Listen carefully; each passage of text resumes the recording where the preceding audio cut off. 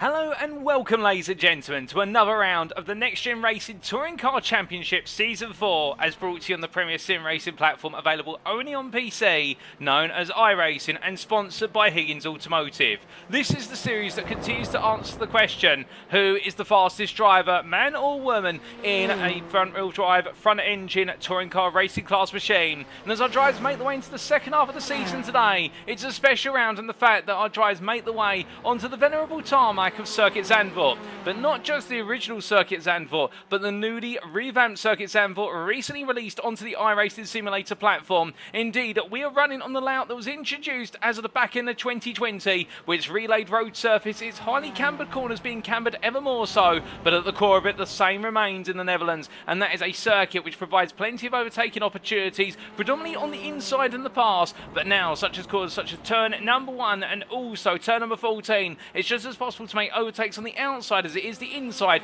thanks to the additional cambering of the corners, and our drivers will be required to very quickly master the circuit today if they want to come out on top. But as we get ready to go racing, we welcome you all to this live broadcast from Circuit Side. Indeed, this broadcast being brought to you by free media platforms for your viewing pleasure. Firstly, if you are a YouTube user or alternative Facebook user, you can be tuning in via the official Next Gen Racing media platforms there. On YouTube, we're at youtube.com and search for Next Gen Racing, and welcome to you on at YouTube. Alternatively, on Facebook, we're at facebook.com/groups/Next Gen Racing, and welcome to you on Facebook. And lastly, the unofficial broadcast being brought to you also on Twitch at twitch.tv/TX141. And I hear you asking right now, as we welcome you on Twitch, who is TX141? Well, allow me to introduce myself. My name is Paul Walsh, also known as TX141 or Brit of the Spit, depending on what media you follow me on. Now I'll bring you all your racing action from Circuit Side today, indeed the entirety of the season. And well, let's come down to our schedule for today. Times in British Summer Times, you can see it on screen. That's BST or Universal Coordinated Time +1 at UTC +1. As we can see, in approximately 18 minutes time, we head into our qualifying session, 15 minutes in duration. All the drivers out of the circuit and looking to give it everything they can in order to take pole position. And while overtaking is going to be quite highly possible here, taking pole position is not going to be a disadvantage, it's a major advantage, simply for the fact if you're able to steer clear of your rivals as they battle one another, you may be able to just break away and run off into the distance for victory. But after we conclude qualifying, we make way to the grid for our first race of the day. All three races being 12-lap sprints here in the Netherlands, and the first one will be at 8:15 with sprint race number 1, after which we'll take a brief breather before returning at just before 9 o'clock for the build-up to race number 2, and then we'll have the brief breather once again before we get the build-up for race number 3 at 9:45 this evening, albeit between races 2 and 3 we do have that reverse grid draw, the one and only highly anticipated moment of the racing. If not everything was anticipated already, we do see the grid completely shuffled up and down, and we'll come to the rules and regulations very shortly. But as we get ready to go racing today, let's give you a recap of the season thus far and what still lies in wait for all of our drivers. And as we can see, today is the 19th of September 2023, and we move into the second half of the season. However, we started back on the 8th of August at the Italian circuit of Monza, taking on the Grand Prix circuit without its opening chicane, and there we got to see plenty of battling up and down the field, but really the exchange of points between what was BT Motorsport or Bobby Thompson Motorsport and Doble Sim Racing, with both teams notching a 1-2 in races 1 and 2 respectively. respectively. Then we made our way to Snetterton in the United Kingdom for the 300 layout of the infamous British circuit. On the 15th of August there, we got to see exactly why the circuit is widely regarded as perhaps one of the most understated British circuits, even though it is one of the longest road racing circuits in the United Kingdom, if not the longest with its 300 layout, for the simple reason we saw drama aplenty in all three races, whereas Matthew Addy's rise to fortune in the qualifying session, difficulties in the first couple of races, and then return to the top step in the final race of the day, all 30 Bobby Thompson's absolutely assured race 1 win, which fell by the wayside given the last couple of corners on the final couple of laps. All 30 further down the field, we got to see the rise of Lee Horn as well, although Joy's enjoying it in round number 2. And then in round number 3, we continued the trend at Road America in the United States of America, in the fact that Wisconsin State Circuit on the 22nd of August absolutely delivering what was a gold rush of racing, whether it was in the Pro or the Pro-Am classes. And then to wrap up the first third of the season, on the 29th of August, we saw drivers make the way to Japan for the Fuji International Speedway. And the first time we've ever featured the Fuji circuit in the NXTCC, and what a way for the circuit to make its debut. Indeed, we saw plenty of battle in action all three races, and we also saw the rise in the Pro-Am class of Russell Fowler for Performance Link Esports. And we do say hello there to Performance Link in the YouTube chat. They're very eager to see their man,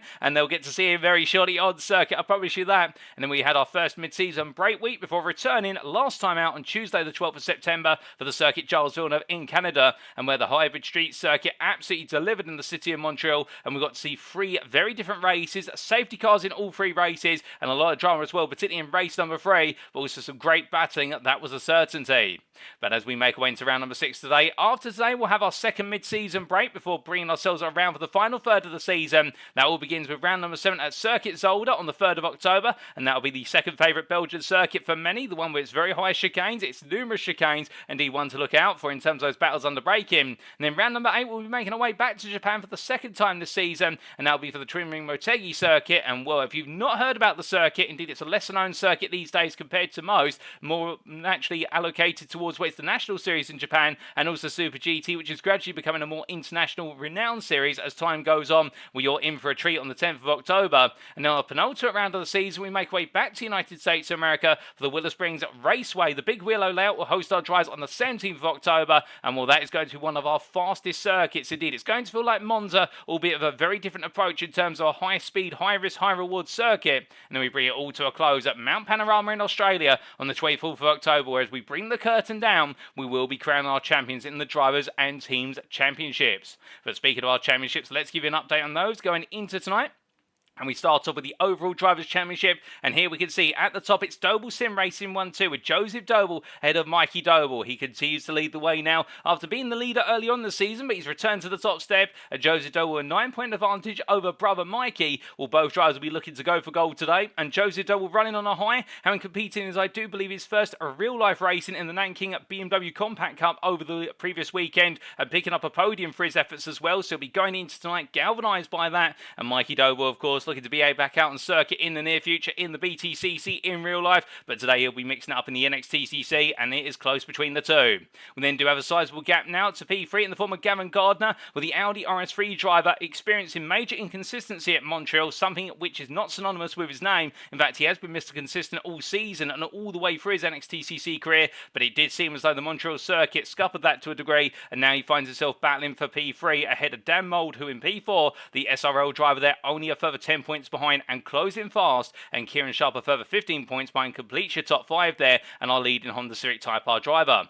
10 points behind him is Jamie Dory P6, the defending champion in the Hyundai Elantra, and right now really trying to battle against the elements here to try and move back into the top 5, but having some difficulty in the last couple of rounds, and he's got what is their 42-point advantage over John Higgins Jr., the Sim Racing Collective driver, just ahead of teammate Andrew Pike, with Russell Fowler and Isaac Doble completing your top 10, and Russell Fowler and Isaac Doble both Pro-Am drivers in the Higgins Automotive class, and both of them right now inside the top 10 and really showing their results going from strength to strength, with Russell Fowler becoming our top Pro-Am driver at this point in the season, but only 7 points between the two of them in the overall standings. P11, meanwhile, best of rest is Bobby Thompson there for BT Motorsport, where it is a 8-point gap to Matthew Addy. In fact, it's a 12-point gap. Let's do the mathematics right. And then we see Lee Horn, Nick Clivens, and Ian Mans completing your top 15. But note there how close it is between Lee Horn and Nick Clivens. Only 5 points between the two of them, with the iRacing Esports driver now started to come into his element once again. He's had a difficult first half of the season, but ended it on a high at Montreal last time out. And then just behind him by 10 points is Ian Manners, and you can never count out Ian Manners in the fact that he continues to show those great top 5 performances.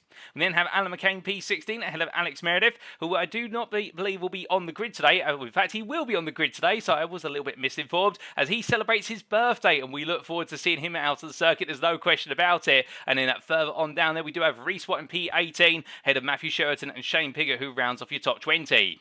Now, from 205 points in the form of Shane Piggott all the way to where it's 202 points in the form of Benjamin McCluskey, and indeed you can see it's only 3 points between the two of them, and McCluskey continued to show those results and those performances, which definitely are the sign of him coming to fruition, and you would imagine that right now he could be moving back into the top 20 as of today. But then behind him, Paul Scott, Stephen Daly, Luke Jones and Mark Sykes, with some point gap to Adam Delman in P26, and Adam Delman definitely having a difficult season thus far, and he'll be hoping that his misfortunes could turn around as soon as possible. As you could argue, is one of those drivers. He's an absolutely lovely driver to talk to, I can tell you, outside of the car, and a very nice chap inside the car, albeit not afraid to get his elbows out. But right now, I think that P26 definitely not indicative of what we come to expect from Delmont.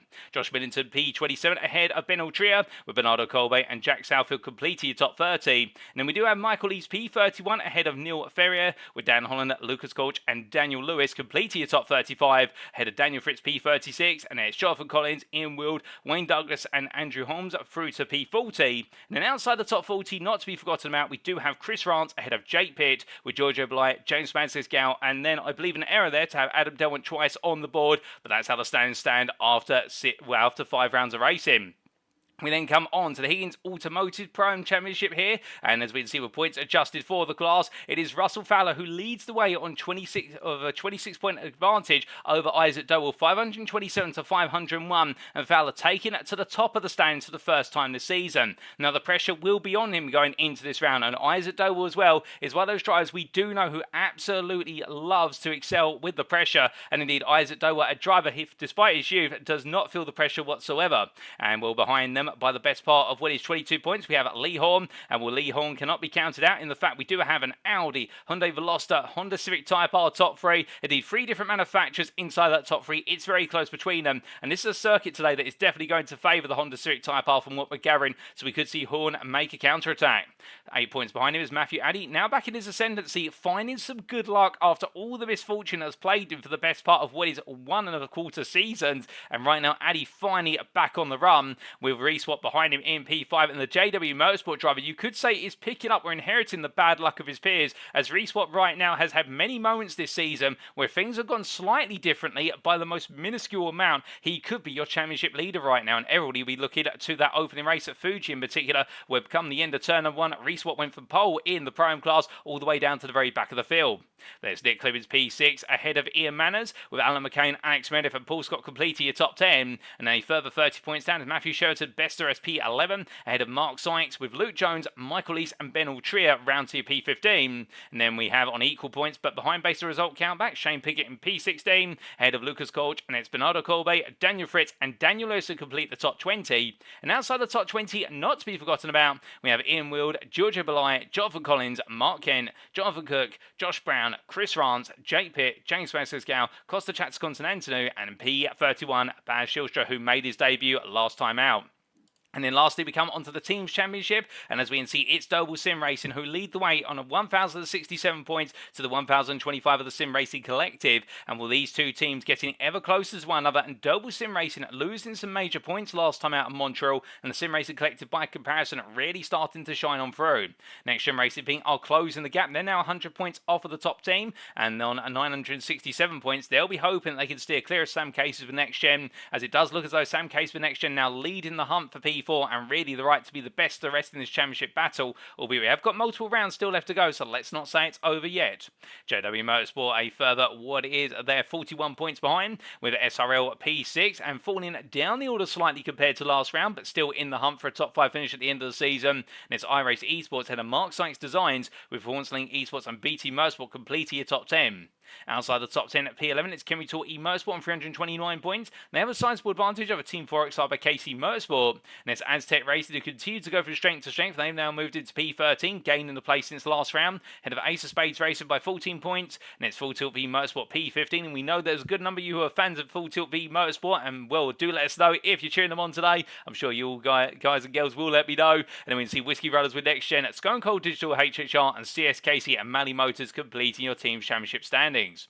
But we come on to our circuit for today then, and well, welcome to the CM.com Circuit Zandvoort in its new guise. As we can see here for the circuit map provided to us by iRacing.com, thank you to them for the absolutely wonderful simulator and the brilliant circuit maps that come with it. This circuit, located near the town of Zandvoort in North Holland of the Netherlands, is a circuit that when you look at this diagram and put it side by side with its previous diagram from pre-2020, well, you'd probably be thinking there's not much that has changed. Indeed, it's in the smaller details where all the changes have come about. But otherwise, this circuit has proven to be a classic circuit for racing in the north of Europe, in the fact that whilst it doesn't have many extended straights, when it lacks in extended straights, it makes up for it in brilliant battling opportunities into each and every corner. It's also a circuit that tests drivers' consistency, and as you can see from the circuit, plenty of switchback corners in terms of runs from rights into left and lefts into right, but also you've got a number of heavy braking zones and a number of extended sweeper corners, and also a number of trail braking zones, which when all put together means that consistency is absolutely key from lap to lap, and errors can be very costly.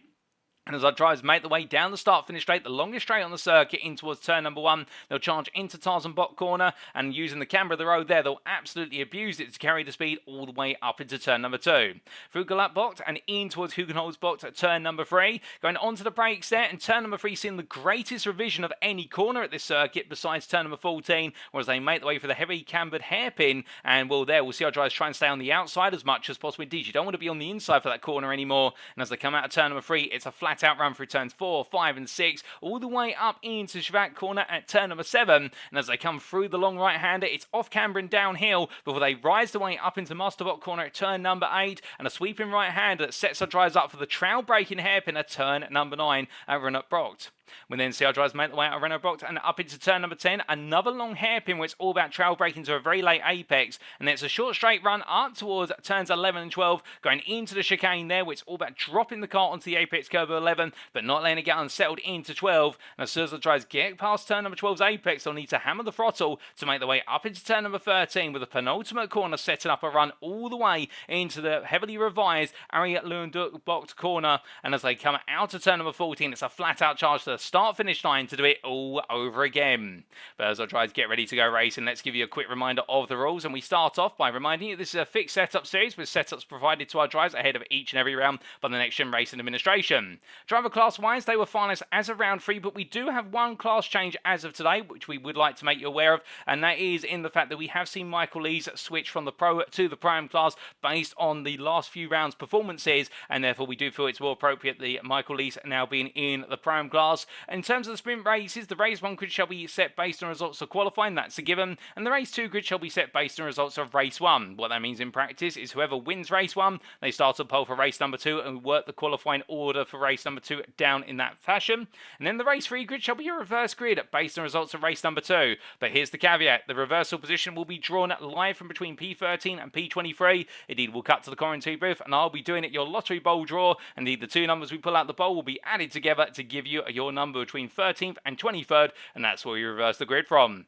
And each driver shall have one fast repair available in each race, and each race shall conclude after either the allotted lap amount, which will be 12 laps as we stated earlier, or 30 minutes, whichever one expires first, and we're expecting those 12 laps to go first. They'll equate to about 20 minutes of race unless we do see safety cars, and then the race duration will go up to 30 minutes at the maximum. Now coming on to race stewarding, an independent race director shall be stewarding the races as always for track limit infringements and deployment of the safety car. And in terms of those track limit infringements, you can see at the first and second warnings there's no penalty. The third warning, there's a 5-second post-race time penalty awarded to a driver. Make it a fourth warning, you double that to 10 seconds. And on the fifth warning, it's a drive-through penalty that must be served within 3 laps of being awarded. And racing incidents shall be reviewed at post-round. And lastly, just to remind you as well, success ballast is in effect as always in this championship, and it continues to be applied on a race-by-race basis. And for qualifying in race number 1, the success ballast shall be applied based on the top 10 drivers in the overall Drivers' Championship, which we saw earlier on today. And then race number 2, we'll see that success ballast revamped to the top 10 finishers overall in race number 1. And the same again for race 3, what will be applied to the top 10 finishers overall in race number 2. And we can see that the success ballast weighing from 56.1 kilograms for first place all the way down to 4.7 kilograms to 10th place. And we reckon the success ballast will be quite significantly felt on the run into the corners, particularly into those heavy braking zones and also trail braking zones, in the fact the car will not want to stop as easily, and therefore that can give our ballast-stricken drivers an opportunity to experience more understeer than they normally would. But without further ado, ladies and gentlemen, that's enough rules, regulation, everything in between. I know what you're all here for today. You're all here for the racing, and we promised you immediately to show you Russell Fowler for Performance Link Esports, and there's the promise fulfilled, ladies and gentlemen, particularly for the Performance Link guys in the YouTube chat. And as we do see the Performance Link Esports driver in the Audi RS3 making his way through turn number 3 with that heavily cambered revision, well, right now he's absolutely going all in today, and understandable as to why, given the fact that right now he is your Pro Am Championship leader, the Heat Automotive Championship leader, and he'll want to carry on that form as far as he can. But as our drivers get themselves set today, we do say hello to a good number of you in the chat, including, but not limited to there, well, not just Performance Link in the YouTube chat, but also Bernardo Colbe, who does have hashtag DK there in reference to the unfortunate unfortunate and untimely passing of Dan Kirby. And well, we'll have a tribute to Dan Kirby later on in today's broadcast. But if you're wondering who was Dan Kirby, well, he was a major individual in the world of motorsport, and unfortunately did pass away very recently, in say in an untimely manner. And well, the owner of Car Store in particular, indeed many of you in the motorsporting world will know of Car Store, and indeed we have lost one of the greats there in the motorsport industry.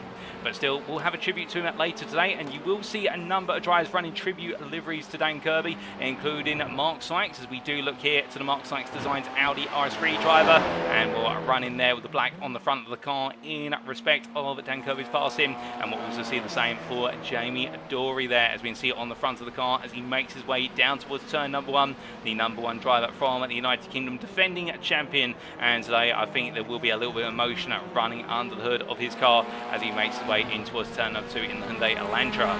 Without further ado, ladies and gentlemen, as we get ready to head in to the qualifying session, indeed all the drivers transition, we also say hello there to Michael Price in the YouTube chat, also to John Higgins Sr., who says, really looking forward to tonight. Have the livery issues from last week been sorted this evening? And that's another thing, ladies and gentlemen, a positive. We have sorted all those livery issues. We do apologise for that in last week's broadcast. Unfortunately, as it transpires, there was an issue with the paint software we use interacting with iRacing, with a recent update to the iRacing software. The two didn't want to talk to one another, and that's why we ended up with a lot of cars that did not have the right liveries on them. That is all fixed today. If you see any liveries are incorrect, well, we do believe that may be due to our drivers rather than our livery software, or it may just be a glitch in the matrix, as they say. But we can promise you at least 99.9% of the liveries will be on display and as expected. And we can see one of them here, Kieran Sharp, in the Honda Street Tyre Bar for the Sim Racing Collective, getting himself all set now as they make their way out into the circuit for this qualifying session.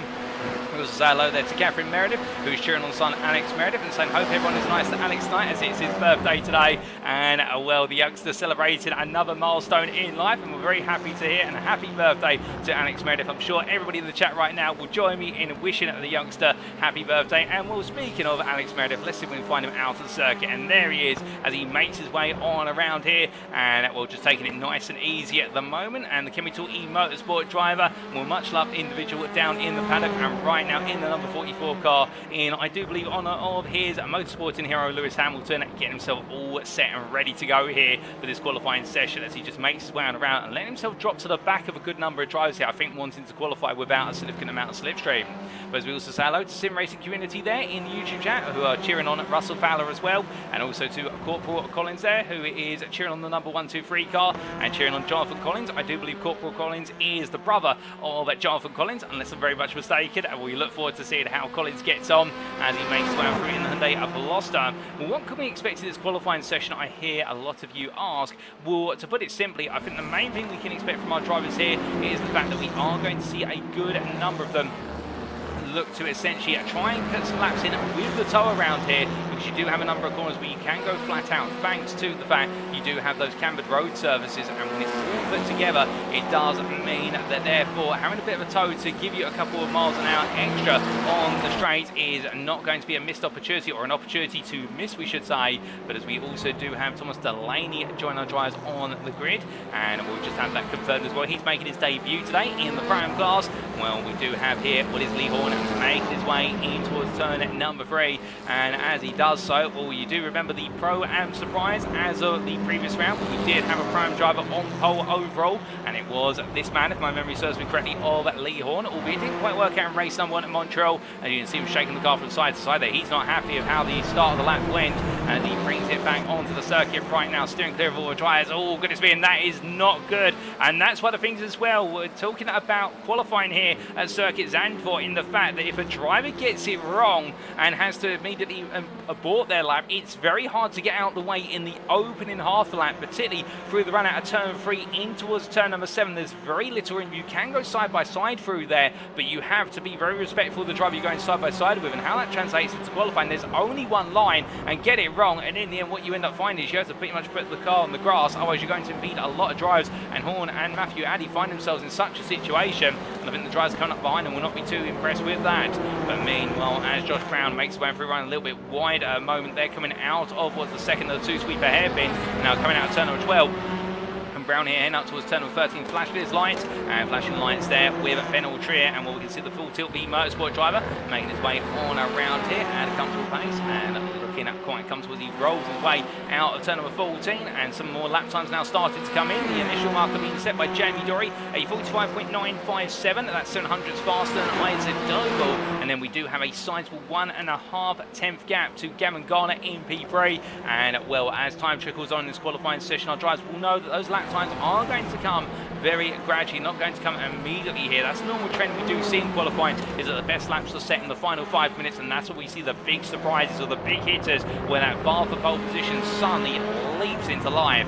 But as we do look from Ben Altrier through to John Higgins Jr., well, let's just take you through those weather conditions for today as well. And as we can see on the right hand side of your screen, we do have what is an ambient temperature of 19 degrees centigrade. It's quite cool here despite the sunshine and the cloud, but then that track temperature is absolutely high on 37 degrees centigrade. And well, right now that will mean this track is going to feel a little uncomfortable in the race, particularly for the Elantra drivers with their high rate of tire degradation. That's how the car does balance out, and the balance performance versus its peers, in the fact that it does get through its tyres a bit more aggressively compared to some of the others. Meanwhile, the Honda Civic Tyre Bar, to put it on the opposite end of the spectrum, is normally seen as the car that struggles for the opening 3 or 4 laps of the race, because it takes so long to get the tyres in the zone. But once it does, those tyres never leave the zone. They last there in eternity. So here's a bit of an interesting contrast, and the Veloster and the Audi RS3 sit right in the middle by comparison.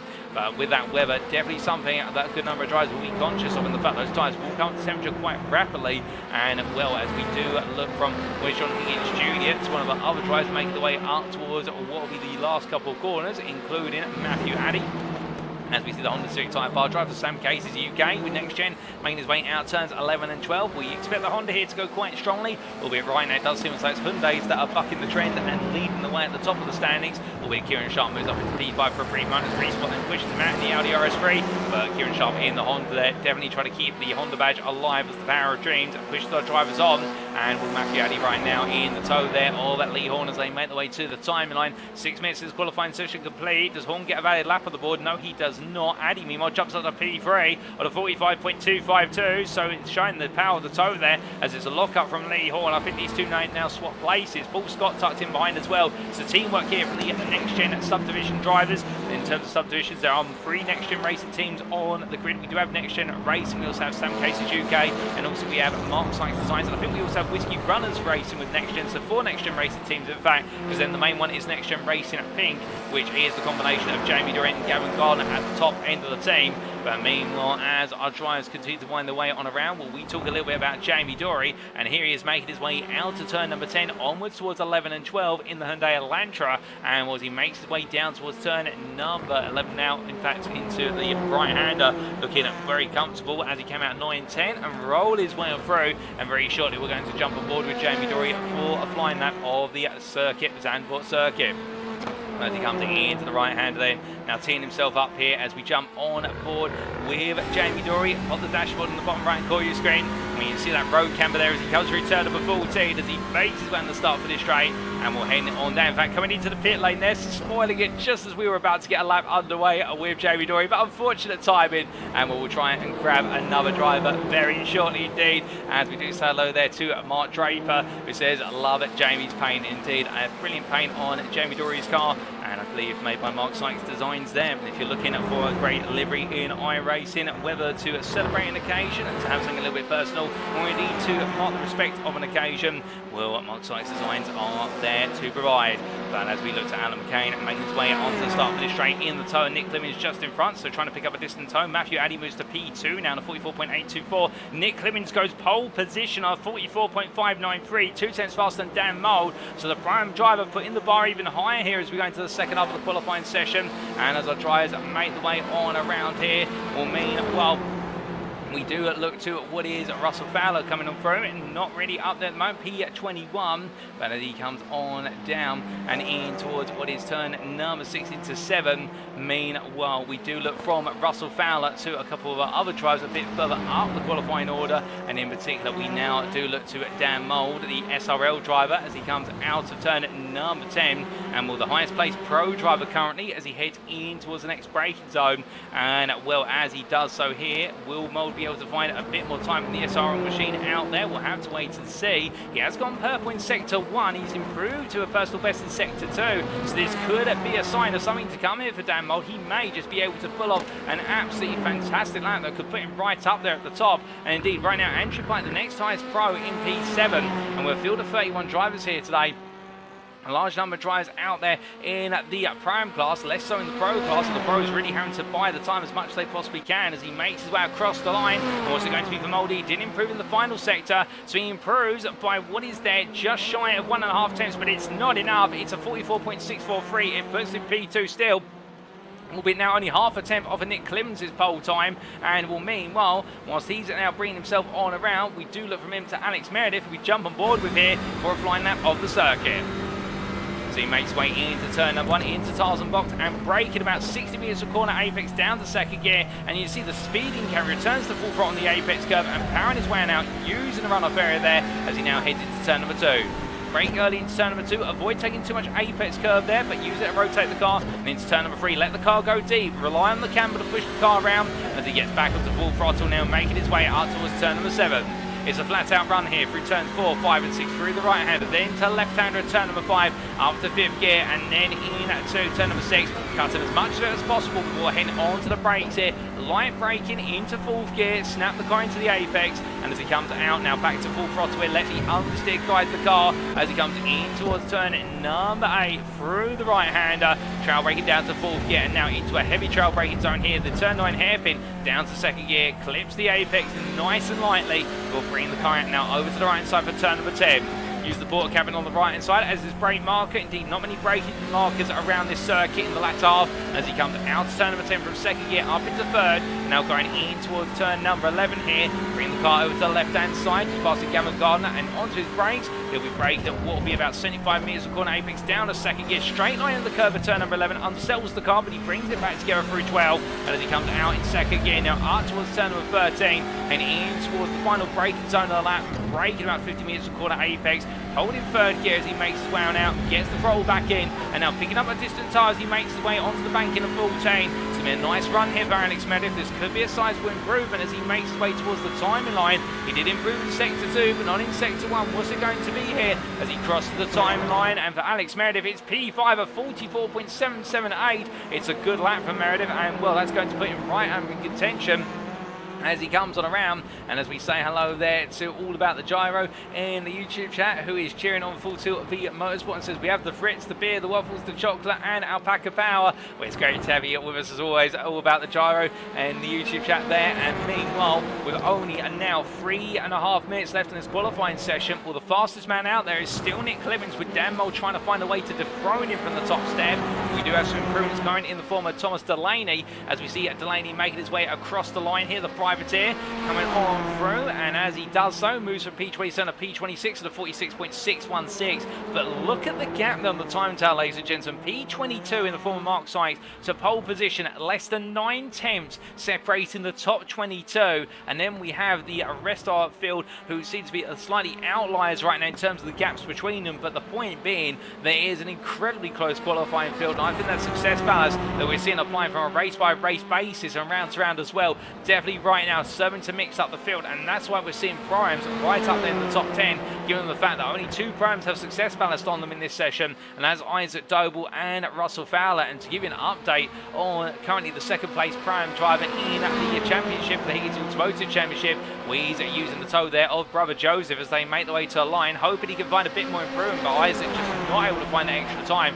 Neither does Joseph, and right now Joseph P17, Isaac P21, both drivers still trying to find some more time out there, as we say hello to John Meredith in the YouTube chat, who's cheering on Alex Meredith as well. And also Bernardo Colway cheering on Alex Meredith. So we've got a lot of you cheering on the birthday boy today. And well, great to see so many of you getting behind your favourite drivers. But meanwhile, we do have an improvement from Lee Horn, who moves up to P5 there at 44.732. Gets himself into the front part of row number 3. Alex Meredith would join in there. Finish as they currently stand. But again, looking at that circuit map in the top right corner of your screen, you can see just how many of our drivers are clustered together. All we're now trying to siphon the toe off of one another, or the slipstream as we like to say, and therefore gain that extra lap time that they can't find otherwise. And I think you're right there, John Higgins, in at the YouTube chat. It does seem as though the weight is a killer tonight when it comes to causing drivers' lap times to fall away, and we're definitely seeing a bit of a mix-up and a shake-up in the order here. And well, to put you in the frame, as the drivers roll their way on through, well, right now, the man with the second highest success ballast in the car, Mikey Doble, he has found P7, and this is looking good for the Doble Sim Racing drivers. He makes his way down towards turn number 9 in the Power Max machine as he charges in towards the braking zone and coming on down there into turn number 9. Going from right into left, he's got a queue of cars in front, and they'll all be giving him a little bit of slipstream here and there. Starts off with the JW Motorsport Audi of Reese Watt, and well, if he can use that toe to his advantage, can he potentially find a bit more time, or will Mikey Doble just find himself P7 in the end? To be fair, that's not going to be a bad qualifying position when you consider the fact that his main rival from the top of the standings, Joseph Doble, was P17. And the only driver who would out-qualify him inside that top 10 right now in terms of the pros would be Dan Mould. But as he makes his way across the line onto his final qualifying lap, I think now for Mikey Doble it's going to be put up, alternatively settle up for P7. But as he rolls his way on through it, meanwhile Mark Sykes moves to P16 on 45.158 to find a bit more time. And then we look to Mark Kent here, who right now on his final lap and towards the end of the lap in that second half in particular. And well, as the full tilt V Motorsport Elantra comes on through turn number 9 in 10, goes a little bit deep there at the apex, and this circuit's so difficult to get right. And well, this circuit raced by a whole variety of classes of machine, whether it be touring car machines all the way through to GT3s. And the problem with the circuit is that it's not one lap where you've got to be good, it's every single lap where you've got to nail it. Even in Formula 1 they find it a very hard circuit to nail time after time, and there's a whole multitude of reasons. One of the biggest ones in those later corners is the fact there's no notable brake markers normally, and therefore you really have to do it all based on muscle memory. But as we do see Kent making his way on through, we're hearing there from All About the Gyro in the YouTube chat. It says Mark Kent is on new pedals tonight. He's very excited. We'll definitely be breaking in that new set of pedals, and we'll have to wait and see whether it's going to bode well for him. Currently P28, so therefore I think got to acclimatise him, and well, he'll feel as though that time's going to come on through. But he has improved in Sector 1 on this lap. Will he improve in Sector 3? Didn't improve in Sector 2. He crosses the line, and it's going to be P27 from Kent on a 46.873, so he finds a little bit more time right at the close of the session. But meanwhile, we do have now the majority of the field making the way on through, albeit this is Jamie Dory, who finds himself impeded a little bit, I think, by the Stone Cold Digital HHR machine, and that's the number 86 car there in front of him, and that's Giorgio Belay. But meanwhile, we do have some drivers making their way onto that start for the straight. We are just trying to see, and that's Joseph Doble across the line, and we improved in sub-sector 1. Isaac Doble meanwhile improved. Andrew Pike goes P3. Absolute scorcher of a lap there from the Sim Racing Collective. Driver leaps up into the second row of the grid, 44.6 44.661, only a little bit off, and then Kieran Sharp goes even faster, but it's not enough to take Nick Clements off a pole so far. Can anybody find a way to dethrone the iRacing Esports driver as Matthew Addy comes on through, and well, 44.670, and Nick Clements into the pit lane. He thinks he's got this done here. I think he has. I think he's going to be our second prime driver to take an overall pole position, with Lee Horn being the one to become the first in the record books, and now Nick Clements has become the second as qualifying is complete, and unless we do see, I believe, the car coming across the line very shortly, which would be Josh Brown deliver a new lap. Well, he does, and he comes into the pit lane. So it's Clibbins on overall and prime pole, and it is Kieran Sharp, meanwhile, who takes pro pole, and he will line up P2 on the front row of the grid alongside Clibbins. But the Sim Racing Collective drivers showing the prudence of the Honda there right at the end of the session. It is going to be Hyundai Elantra ahead of Honda Civic Type R, and then it will be Hyundai Veloster ahead of Hyundai Elantra, and then followed up by a Honda and an Audi. So we do have all four manufacturers inside the top six. It's a mixed grid, and well, therefore, it is going to be one that's going to be fantastic for battling into turns 1, 2, and 3. But who is going to be the one who comes out on top? And the biggest surprises of this session, well, right now, Russell Fowler P16 and Isaac Doble of P21. But we head to the grid, and well, let's take you through how they line up for race number 1. So here is the grid, ladies and gents, for race 1 of round 6 of the NXTGEN Season 4, brought to you on iRacing, sponsored by Higgins Automotive, and Nick Clements for iRacing Esports takes pole position overall and in the prime class, joined on the front row by pro pole sitter Kieran Sharp for the Sim Racing Collective. On the second row of the grid, it's SRL's Dan Mould, joined by the Sim Racing Collective's Andrew Pint, with Matthew Addy starting P5 for Sam Case for NXTGEN, and JW Motorsports Reese Watt alongside on the third row. On row number 4, it's Michael Lees for Mark Sykes Designs, who's followed up then by Sam Case for NXTGEN's Lee Horn. And then on row at number 5 to complete the top 10, it's Alex Meredith for Capital E Motorsport, and Double Sim Races Mikey Doble starting P10. P11, P12, it's Benjamin McCluskey for NXTGEN Racing, and NXTGEN Racing picks Gavin Gardner. And then on the 7th row of the grid behind them, it's Alan McCain for iRacing Esports and Full Tilt B Motorsports Ben Altria. With row number 8 going to Jamie Dory for NXTGEN Racing Ping, and Performance Link Esports is Russell Fowler. And then P17, it's Mark Sykes Designs, Mark Sykes, ahead of Aztec Racing's Matthew Cheverton. The top 20 is completed by Joseph Doble for Double Sim Racing and the Sim Racing Collective's John Higgins Jr., with both drivers struggling in qualifying. And then Isaac Doble starts P21 for Double Sim Racing, joined on the 11th row of the grid by Paul Scott for Sam Case for NXTGEN. Luke Jones starts P23 for JW Motorsport on the 12th row of the grid, joined by Giorgio Belai for Scone Cold Digital HHR. And then we have on row at number 13 Ian Manners for JW Motorsport and the priority of Tom Delaney on his debut today. And then it's Mark Kent who starts P27 for Full Tilt B Motorsport, joined by Ian Wild there for CS Sim Racing with Manny Motors and KC. And then we'd have Costa Chats Continental for Whiskey Runners with NXTGEN and his teammate Jonathan Collins on the 15th row of the grid to complete the top 30. And then last but not least, P31, it's Josh Brown for Whiskey Runners with NXTGEN. But that's how the grid lines up, ladies and gentlemen. We're all set to go racing, and well, now we only await the lights, albeit they will be triggered in approximately 5 seconds time. And when the lights do come about, will it be Nick Clements or will it be Kieran Sharp who's leading come the end of the first 3 corners? Let's find out. 1 red light, 2 red lights, 3 red lights, 4 red lights, 5 red lights. And it's lights out and away we go for our first race of the day as Nick Clements gets a good start. But look at Kieran Sharp, who does get a good launch off the line as well. The Honda started to build speed, but Clements will be safe into turn 1. He'll be on the outside, he'll have this clear. And as they make the way through the opening corner, battles are plenty further down. Michael Lee side by side there with Dan Mould, who's gone out wide. And therefore it's going to be Reese Watts on the inside as they come on through. But Clements holds off Sharp. Meanwhile, Lee's here still ahead as Reese Watts battles on the inside versus Mould, who picks up some understeer into 2. He'll have the inside into 3, but remember, you want to be on the outside for 3 to carry all the speed on around. Lee Horn going around the outside of Mould and showing exactly that exhibit. And as they make the way now on the long charge up towards turn number 7, it's been a clean start from all of our drives. Mikey Doble's made some progress into P8 ahead of Dan Mould and Benjamin McCluskey. And Mould's race is going backwards, not forwards at this rate of knots as they come down to turn number 7. Now as they charge her down, Gavin Gardner taking a quick sneak peek there versus Alex Meredith, but can't find it. Meredith losing 1 place overall in class. And as they make the way in towards turn number 8 now, well, onto the brakes they go. Russell Fowler there making his further progress as Matthew Sheraton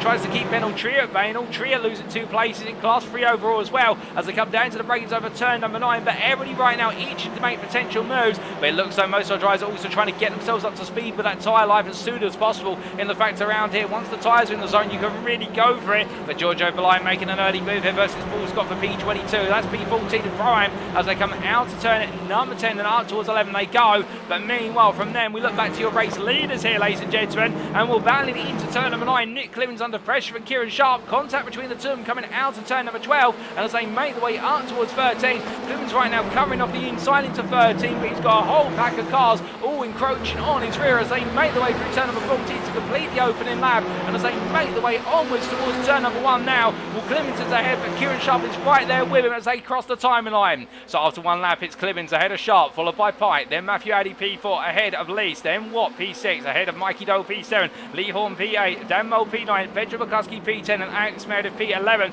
albeit Meredith right now under some pressure here as they make the way out the corner. And meanwhile, looking from them, it's Kieran Sharp who on the inside out of turn 1, with Clemens going a bit deep, has made the move count, has taken the lead of this race over Clemens, and further behind Andrew Pike still on the offensive here versus Reese Watt, as Watt has made a bit more progress since we last looked, and now up into P4 in the overall category. And Andrew Pike just watched off behind Matthew Addy, Mikey Doble also started to queue up behind here, and in that battle between Cameron Gardner and what is Alex Meredith, well, Alex Meredith has been able to hold off Cameron Gardner and force him backwards behind Jamie Dory as they come down through turn number 7. They'll lock up with the brakes for a driver in front. Not quite sure who that is. I think that might be Benjamin McCluskey with a lock up, and as they come in towards turn number 8, everyone now lying astern, but Meredith getting extremely close to the back of Mould here. The Chemical E Motorsport driver coming on through the right-hander of turn number 9, heading up towards 10 shortly, but he can't quite get the run, and as he comes out of the corner in towards 10, defending hard on the inside, he's got Jamie Dory behind him effectively, albeit Dory trying to look around the outside of the cutback, can't quite find it, but Meredith building up the speed here as they make the way up towards turn number 11. Well, as we look at the exterior camera, this will put you in the frame of mind with regards to the fact that Meredith right now side by side with respect to Jamie Dory as they come on through it, and now down into turn number 12 they go. Up the inside goes Dory on the switchback there under chicane, and Jamie Dory will take P11 off of Alex Meredith as they make the way in towards turn number 13. This is only the end of lap number 2. We've still got another 10 laps of racing to go here, ladies and gentlemen, and now things are only starting to intensify as meanwhile Gavin Garland behind and staying close but going a bit wide. And on turn number 13, that's going to cost him a bit of time as they make the way down towards turn number 1. Meanwhile, a bit further back, Russell Fowler on the offensive versus Ben Aldria as they head on down. 3 wide just in front of them there with Matthew Sheraton, Alan McCain and Gavin Garner all coming in hot. And well, you can see there, Sheraton goes in, he goes to 1, he goes for 2. Can he get them both? Gavin Garner says no, and instead holds the outside to get the inside into the kinks before 2. They're going to make the way on through, but right now Gavin Garner struggling with the Audi, it would seem. The car just not in a happy place, and as they make the way into turn number 3, well, Sheraton's going to try and cut in early here to get a better run out of the cambered corner, but he can't quite find it, and therefore has to stay behind. But from them, well, we do have an absolute medley of cars here. 2 wide through turn number 6. That's Lee Horn defending versus Dan Mould. Onto the brakes they go, and as they do, well, from them to behind, you can see Jamie Dory there on the outside of Alex Meredith. And well, right now Dory finding the way on around. In the end, he does go around the outside to hold on to the position, but it's going to be Lee Horn who has to try and hold on Dan Mould. Mould looks up the inside, small tap on the rear of the car there potentially, but nothing major.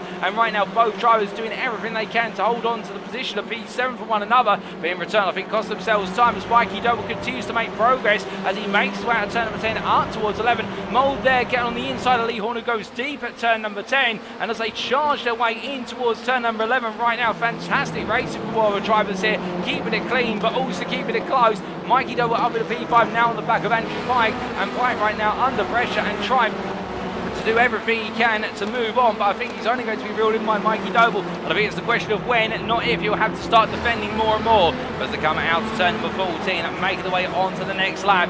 Meanwhile, a bit further down the order, we look to Jonathan Collins versus Josh Brown as these two fight for P27, P19 Pro-Am, and as they come up through the right-hander at turn number 13, keep an eye, it's only points for the top 15 finishing positions in a given class. So overall, well, right now both of these drivers are eager to make a bit more progress, and we'll try to work together, it would seem, in order to push a bit further forward. As you can see there, Collins pushing on the rear of Brown, albeit Brown going to defend to the inside here as Collins now releases himself, gets the overspeed, and Brown backs off there and lets Collins go, and I think deciding, because they are two teammates at the end of the day, they're deciding to swap. But meanwhile, oh goodness me, there's a car into the wall there in the right to turn 3. That's Gavin Garner who's made contact with the wall. Not quite sure what's happened, but that Audi right now points in the wrong direction, and well, we will get a replay of that very shortly. But meanwhile, can we see any other cars with potential damage? Well, Alex Meredith still battling with Jamie Dory as they come into turn number 7. A little bit of a scramble there on the front end of Meredith's car, looking a bit unsteady. I wonder if there's perhaps been a bit of damage picked up, or whether he's just gone a bit too hot. But either way, Side by side the two go, a bit of contact there between Dory and Meredith, but Meredith had the inside line and Dory would have known that if there's contact is going to be made, he will be pushed slightly wide as they make the way out of turn number 9. Look at this, Cheverton coming up behind, Cheverton looking on the outside of Dory as they go through turn number 10. He tries to cut it back in the Aztec Racing machine, he can't quite find his way on through, but meanwhile we look back from the rear of Alex Meredith's car as we can see there Dory flashing his lights, not flashing because he knows it's on camera, but flashing to distract the Briton in front of him, but it's not going to work on Alex Meredith. He's seen it all before, and as they come down through turns 11 and 12 right now, the long line of cars forming up behind. We were 1.2 second gap from Meredith to McCluskey in front. Well, Alex Meredith right now in the best SP11 position really is becoming the proverbial cork in the bottle and trying to prevent the champagne from flying on out, but as they make the way through turn number 14, well, right now Jamie Dory falling back slightly, and Matthew Sheraton may have a run here as they make the way down the start finish straight on towards turn number 1. They've gone to lap number 5, and will Dory being encroached upon here, only attempt between the two of them as they make the way down. We can see Sheraton looking around the outside, Dory having to go defensive. This buys Meredith time to try and break away. Meanwhile behind Fowler versus what is there, Joseph Doble. Doble on the inside, Fowler I don't think he's got a response, he's pushed slightly wide there, and I think Joseph Doble would argue that Fowler should have backed out. I think Fowler would argue why the right to the space there. So two different interpretations of one event. Let us know your thoughts. They make the way down to turn number 3, but as they come down into left-hand, and Mark Sykes trying to make some more progress now in the absence of Fowler being in front to him as they come down through 4 into 5, and you see Paul Scott also looking for an opportunity here, but can he find it? Well, it's going to be side by side, it's going to be contentious as they come into 6. Scott now on the outside of 7 as well. Audi on Audi here, takes a bit of grass with him. Well, he's got to be careful now because he's on an outside braking line. Whip tyres have got a bit of dirt on them, and Fowler just simply holds onto the defence. As they come into turn at number 8, well, they'll settle down for a brief moment. We need to take a look back at what happened to Gavin Gardner on lap number 4, and here is the replay, ladies and gentlemen. The Next Gen Racing pink driver under braking and contact there. Well, I believe the car of Matthew Sheraton is sent Gavin Gardner spearing into the tyre barrier, and that's what's led to the front end of the car coming apart. And well, for the number 11 driver, that will be a frustrating start to his day. I don't think any malice was meant by Sheraton. I think he was a bit over eager perhaps into that braking zone, but again, we've only seen it from one camera angle, so therefore we're not going to point fingers and say it's definitely his fault. That's what the stewards do if it gets reported to the stewards. Again, at the end of the day, we only see the cameras available to us, but as the drivers make the way on around through turn 12 into 13, a long snake train here forming, and that's John Higgins Jr. at the front of it in the battle for P15 and downwards. In fact, that's P15 all the way through to P24 behind him almost now. In fact, P25's encroaching. Mark Kent's almost there as well. So it's a long line of cars all getting themselves set up. It's fantastic to see, and we'll speak of things to see Mark Sykes here looking to try and drag race his way past Ben Ultria. Ultria on the right here, picture Sykes on the left in the Audi. Onto the brakes, they're going to turn number 1, and meanwhile they have Joseph Doble just in front as we do see Gavin Gardner leaving the pit lane gradually, albeit waiting for the entire field to make the way on through before doing so. And well, as the drivers make the way into turn number 3, under braking it, no way through at the moment. We have had a bit of an instant further up the road, I believe, for Matthew Audi and Benjamin McCluskey as the two drivers exchange paint and blows. We'll have to try and find out what's exactly happened to them very shortly, but right now it does seem as though everything's still steady here as the racing carries on at Circuit Zandvoort. And well, as Russell Fowler tries to get closer and closer to Mark Sykes, we jump on board here with the Performance Link Esports driver. He's definitely had a very frustrating day so far, qualifying not going his way. Keep in mind, of course, he does have just shy of 10 kilograms of success ballast in the car currently, so therefore he'll be feeling that weight, and obviously the Audi here not really suited for this circuit as much as some of its peers, albeit I say that, and Reese up in P4 would beg to differ, and he making the car find its way, but the gearing of this car very aggressive, and therefore having to pick the right gear at the right time for each of these corners, and sometimes having to balance the car on the rev limiter in order to do so. But as they make the way at turn number 10, Fowler there falling back again, trying to find a way past Sykes, but I think the combination of weight plus also the fact that Sykes right now proving very stubborn in defence is just preventing them from being able to find a way on through. But looking from them back to Matthew Addy versus Benjamin McCluskey, we were talking about earlier about the fact that these two have been fighting. Well, they have been, and Matthew Addy still holding on to P8, and well, there's been no instant between them, just great racing, and now we catch it on our screens here as Addy trying to hold up both McCluskey and also Lee Horn in the battle for his P4 in the prime class.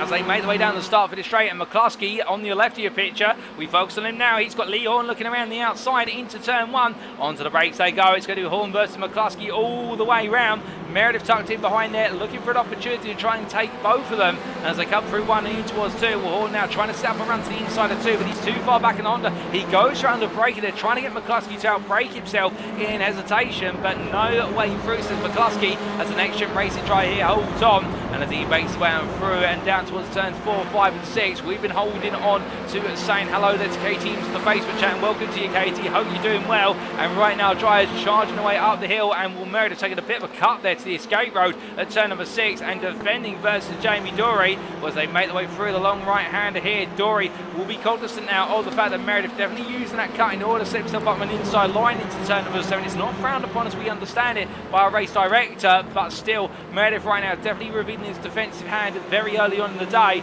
as they come out 9 in towards 10. But as they do, Hornet still all over the back of McCluskey here, and this is causing the whole field to gradually concertina up as Dory gets the inside run versus Meredith, and as they make the way out to turn number 10 up towards 11 they go. It's going to be side by side in the drag race here. Well, Dory's got the weight in the car. Meredith meanwhile has no weight, so therefore he should have the advantage, but it's going to be Dory around the outside inside. He goes all in. He gets 2 tyres onto the edge. Go into turn number 12. That's all you need. And Jamie Dory takes the place off of Alex Meredith, but we'll have to wait and see whether he can convert it as they make the way down in towards turn number 13. No way through at the moment for Meredith as they charge away to the start-finish straight. You've got Cheverton just behind, and we jump aboard here with the Aztec Racing Elantra driver as they head onwards towards turn number 1, and well, everybody in the slipstream right now, minus Jamie Dory, and that leaves him in a vulnerable position as they bob and weave looking for an opportunity. Cheverton's going to think about going on the inside into 1, and Indy can't. Instead, he just stays incredibly close and waits for his opportunity as he rolls his way off the corner here and onwards towards the next,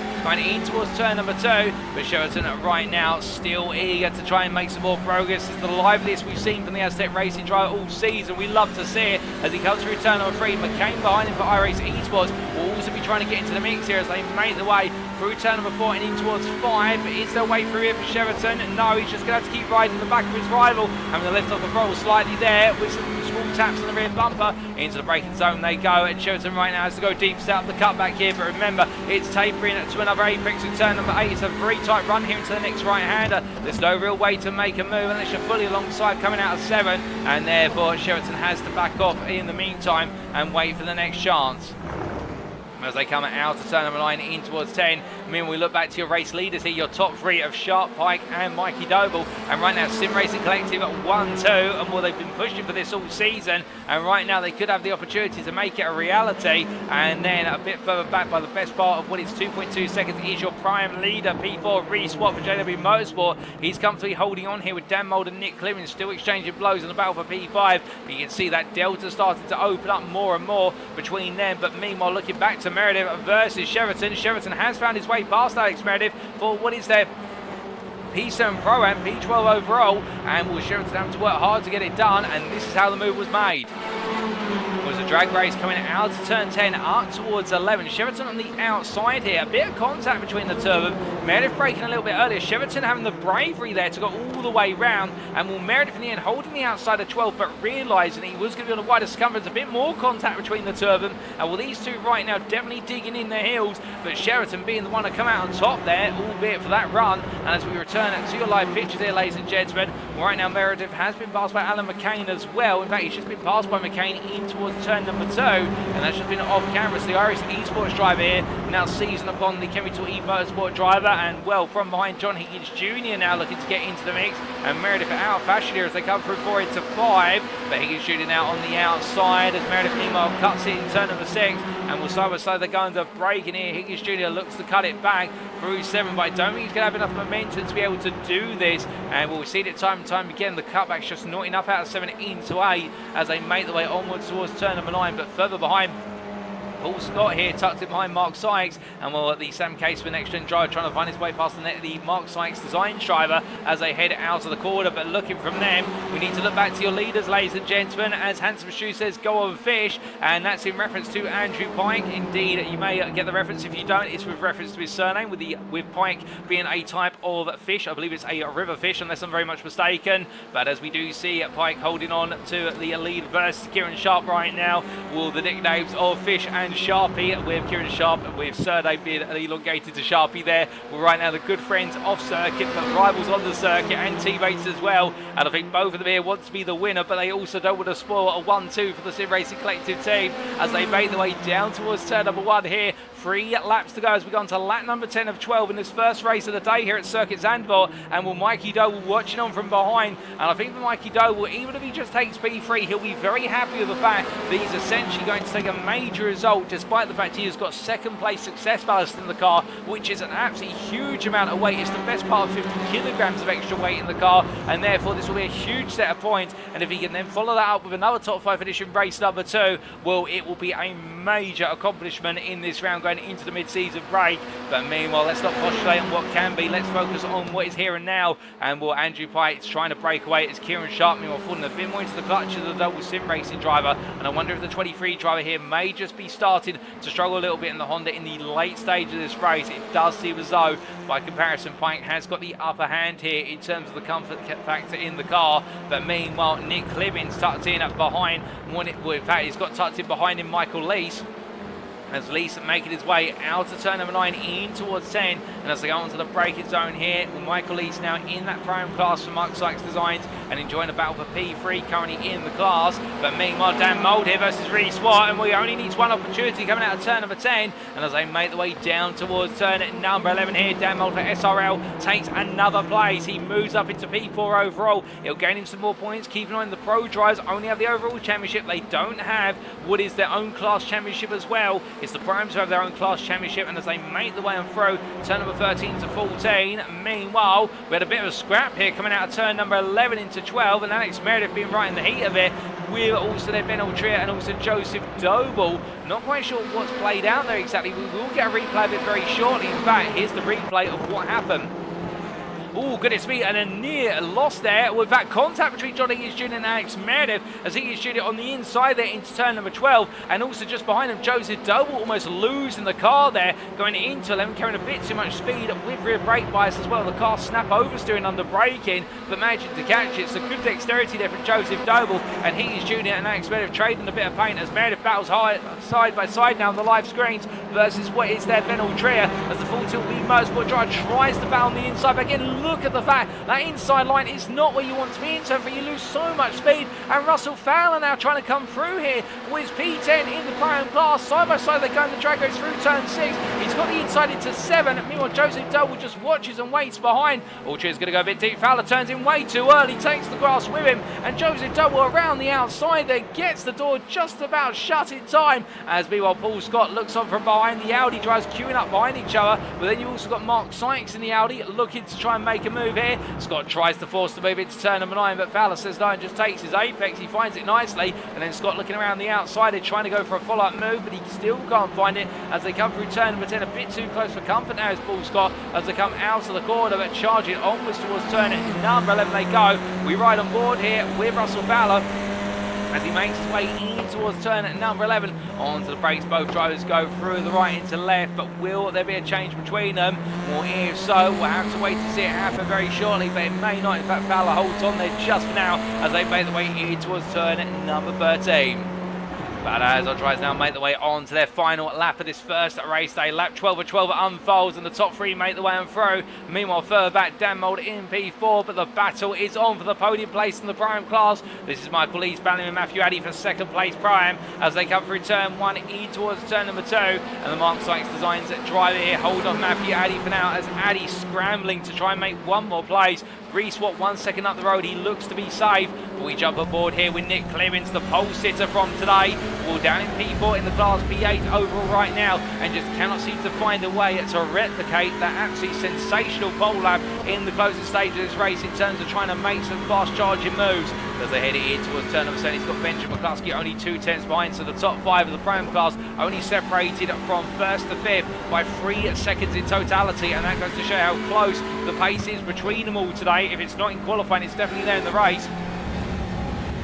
And as Clemens makes his way out of turn number 8 into 9, well, they're using all the runoff there, much like his rivals, in order to try and gain as much speed as possible. But meanwhile, we've got side-by-side battle here coming through turn number 10. In towards 11 they go. It's Sharp versus Doble.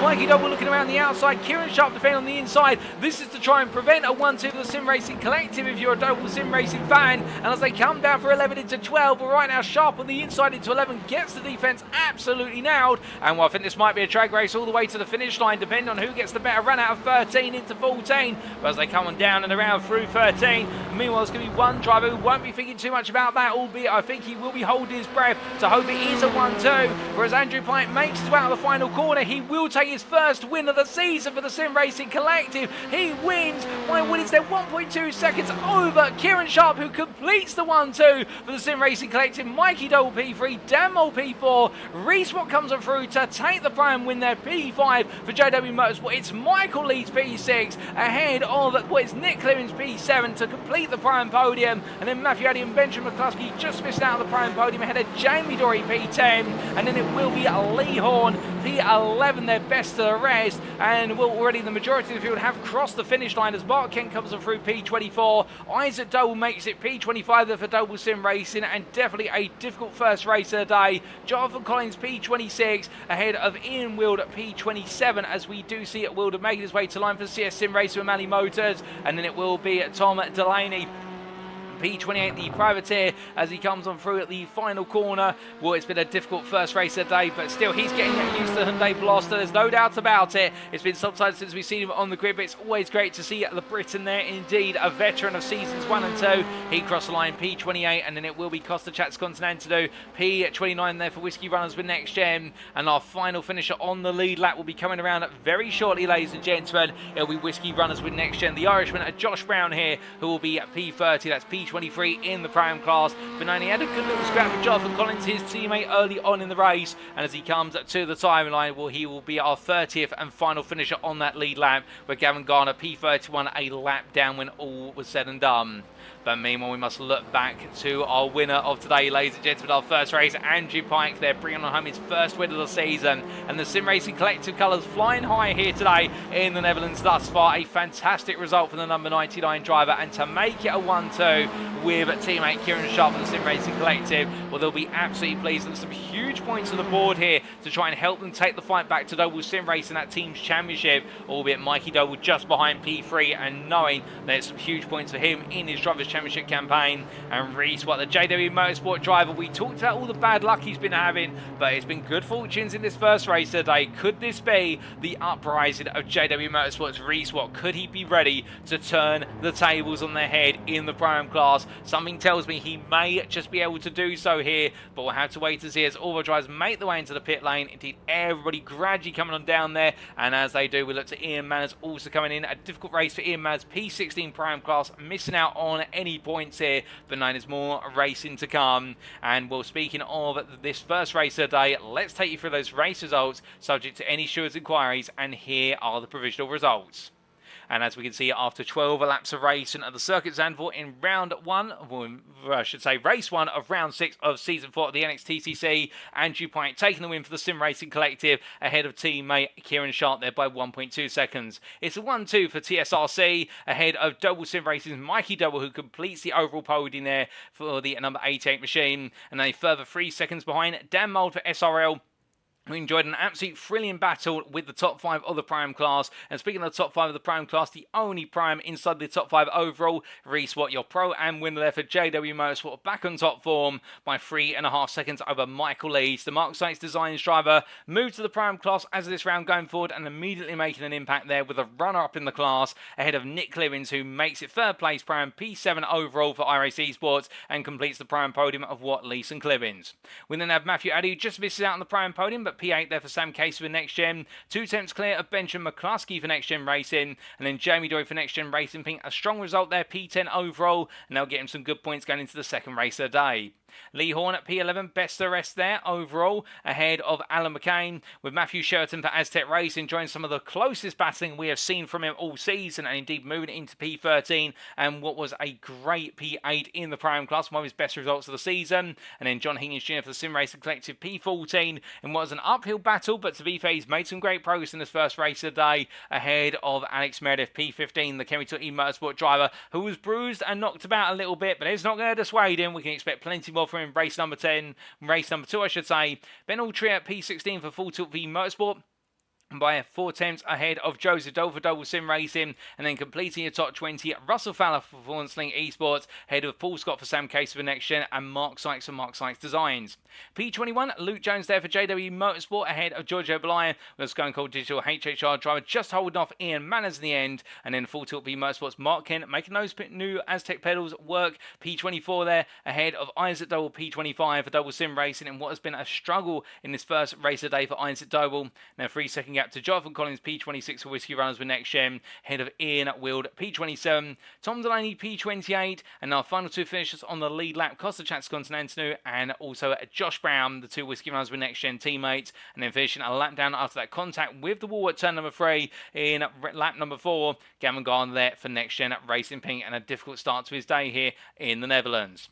But that was only race number 1, ladies and gentlemen. We've got 2 more races still to come, and well, our next race will be coming up in due course. Expect us to be back just before it'll be 9 o'clock this evening for the build-up to race number 2. But until then, fantastic racing in race number 1. Let us know what was your favourite moment of race 1, and well, we'll see you very shortly.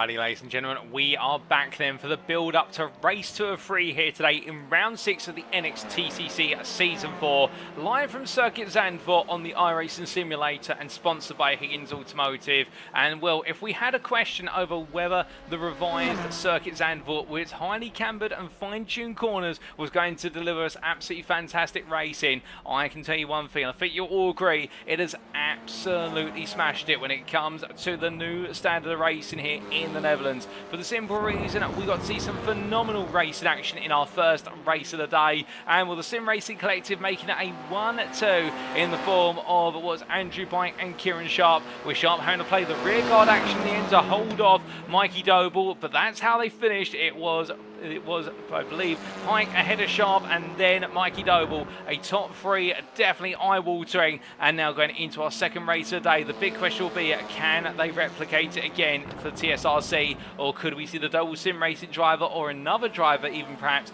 find a way on through? Well, all that more is due to come. And we also saw a return to the top step in the Prime class for Reese Watt for JW Motorsport, and the 32 driver in the Audi RS3. Well, he'll have quite a bit of success ballast in the car with that P5 finish, and his rivals behind him have a little bit less weight but still weight of their own, so therefore it is going to be a hard fought one. And we'll be asked the question there by John O'Cook in the YouTube chat, which says, what are your predictions of race 2? Well, my prediction is I think we are going to see it be a TSRC versus Doble Sim Racing battle throughout the front of the field.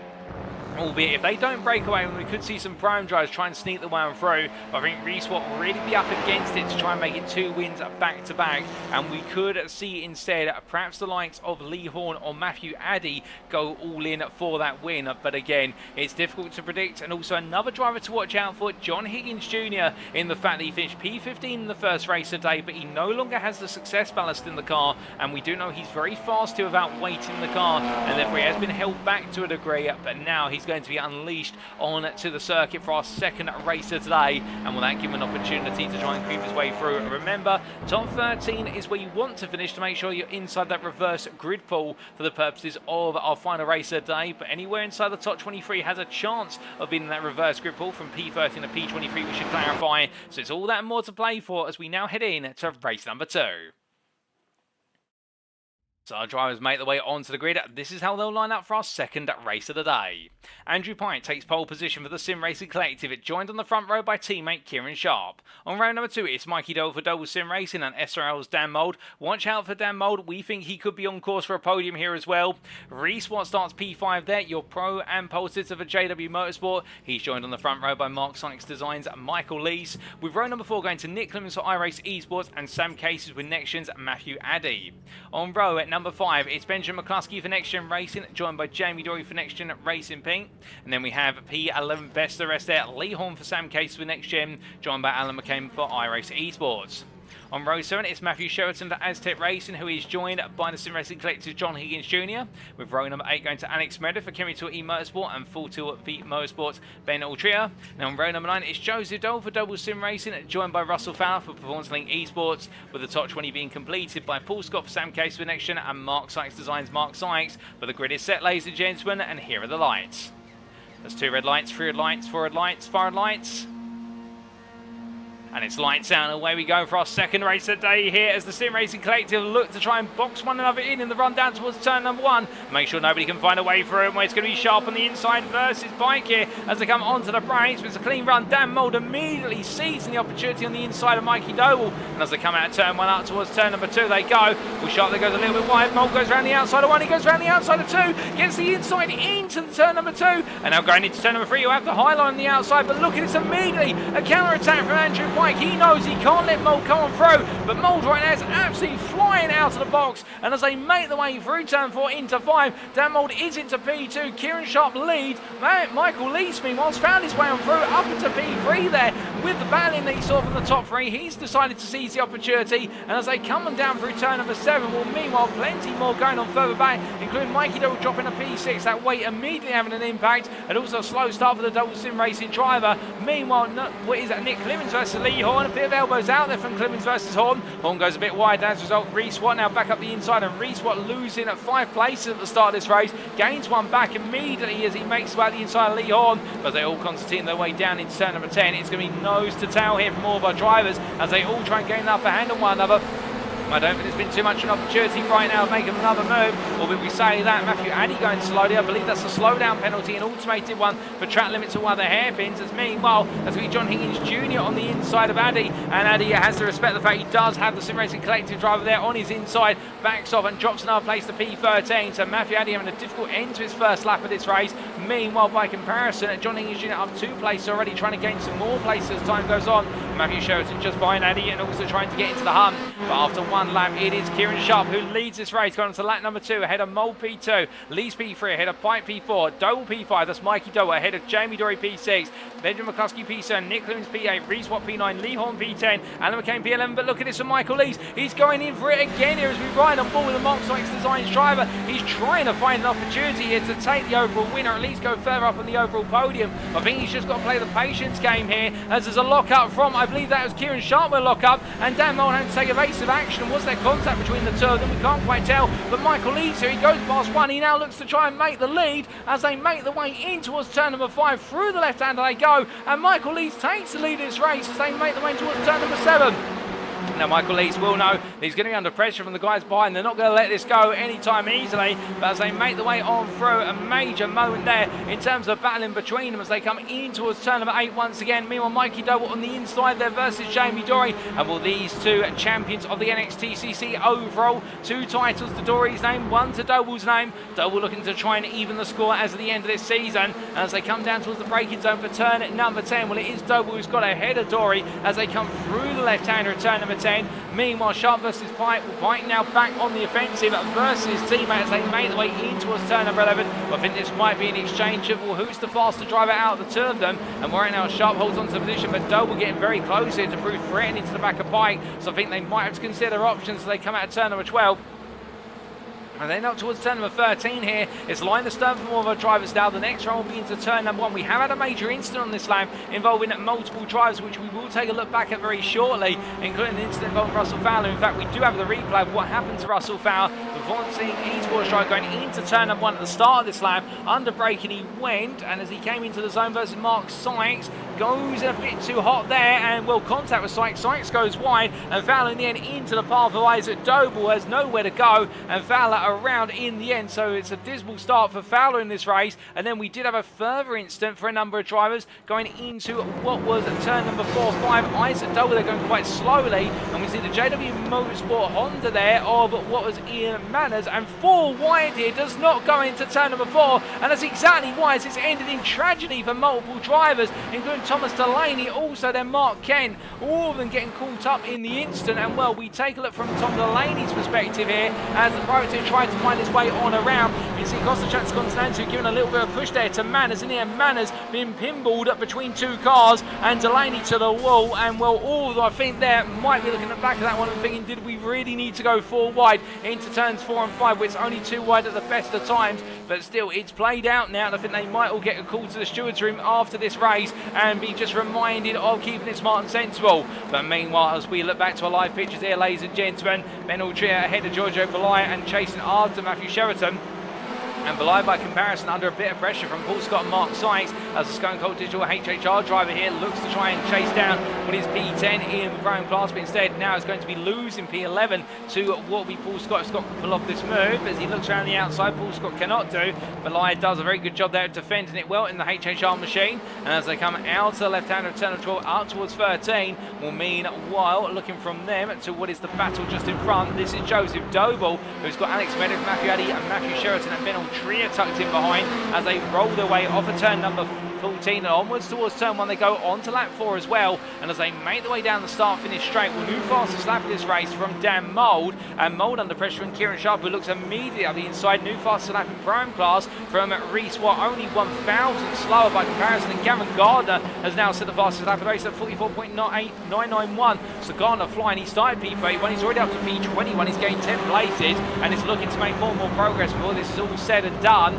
But as the top 5 here now start to make their way down again in towards turns 5 and 6, You can see Andrew Pike all over the back of Mould, and right now trying to put more and more pressure on him, trying to get to the head of the SRL driver in order to distract him and make him protract this battle for P3 rather than start to push that battle for P2 again. But Michael Lees holds onto a lead at this time, and will Lees just gradually pulling away with a little bit less weight in the car. I think the Veloster driver here feeling comfortable right now in terms of how the car's feeling, and the fact that all the pros behind him are fighting each other more rather than focusing on chasing him down for the overall points win.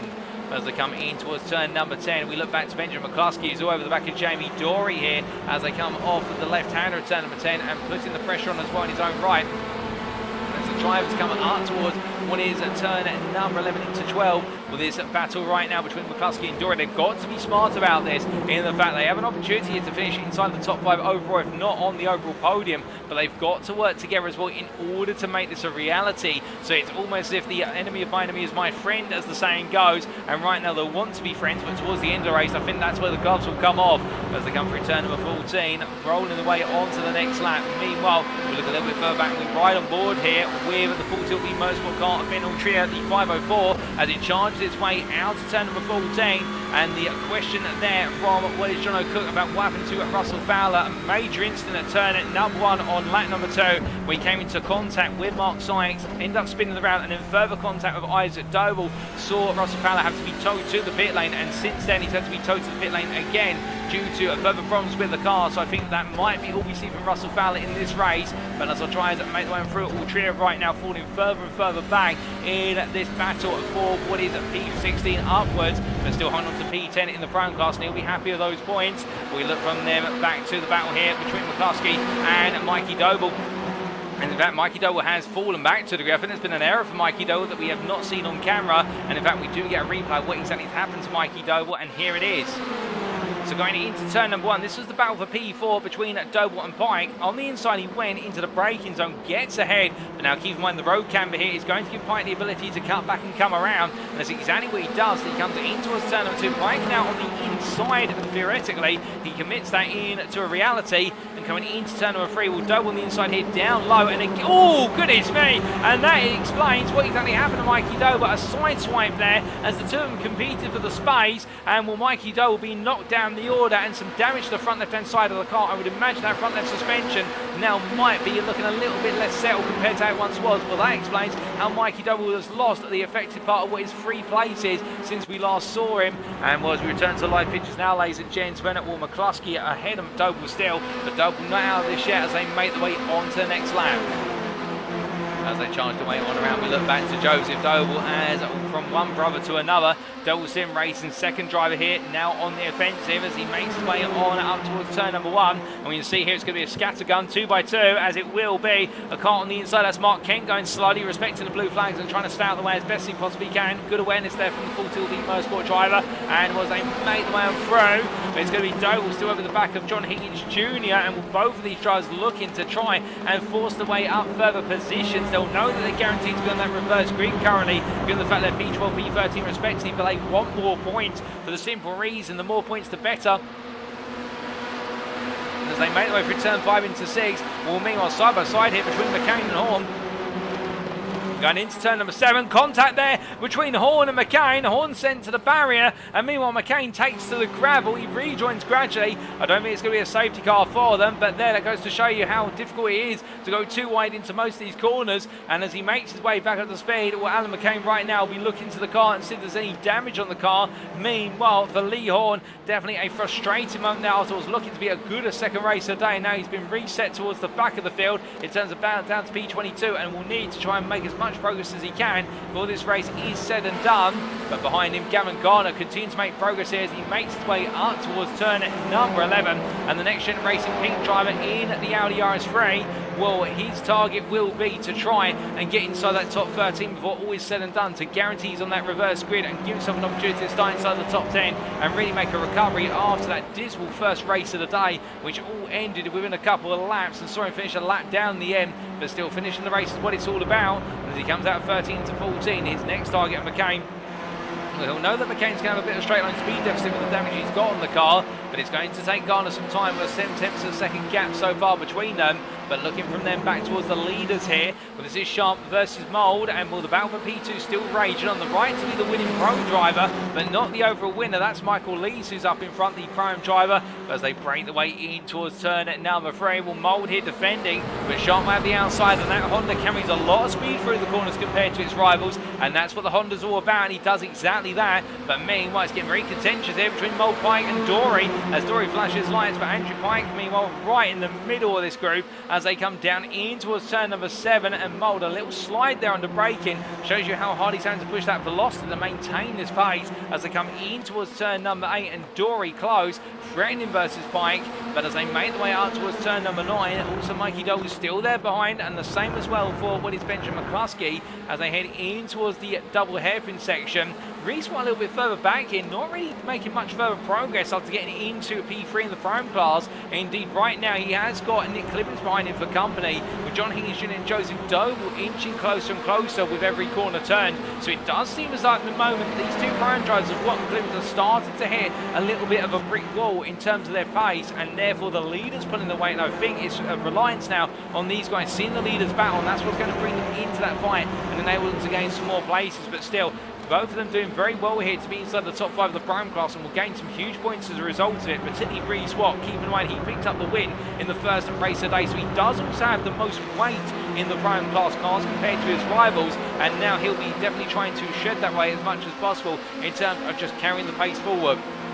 As they make their way in towards the next lap, going into turn 1, now to lap number 8, and well, back to Mould versus, oh goodness me, I think we've got a car going very well. That's Kieran Sharp practically off the road, flashing in lights there from both Kieran Sharp and also what is Andrew Pye. I think they both feel as though something's happened. Well, now McCluskey's going to be on the inside for 2, but he'll be on the outside for 3 versus Kieran Sharp. There's a bit of contact, a bit of a rub there between Sharp and McCluskey, and Sharp is the biggest loser of this battle. There's no question about it, but meanwhile, Jamie Dory here trying to get back into the fight versus Pike, side by side between the Elantra drivers. He's going to be on the outside for 7, however, and this will mean that Pike's got the right to push the move back for that P3 position. But will he be able to do so? As you can see, Dory there squeezing Pike to the apex, trying to prevent him from carrying any speed, and Dory doing that exactly as he needed to. Holds on to P3 here as they make the way out of turn number 9 in towards 10. Onto the brakes they go, and Mikey Doble up the inside here, goes all in for the move, but it will put him on the outside towards turn number 10, so it will mean he's got to try and cut it back as Pike squeezes the door as much as he can, but Doble does make it there.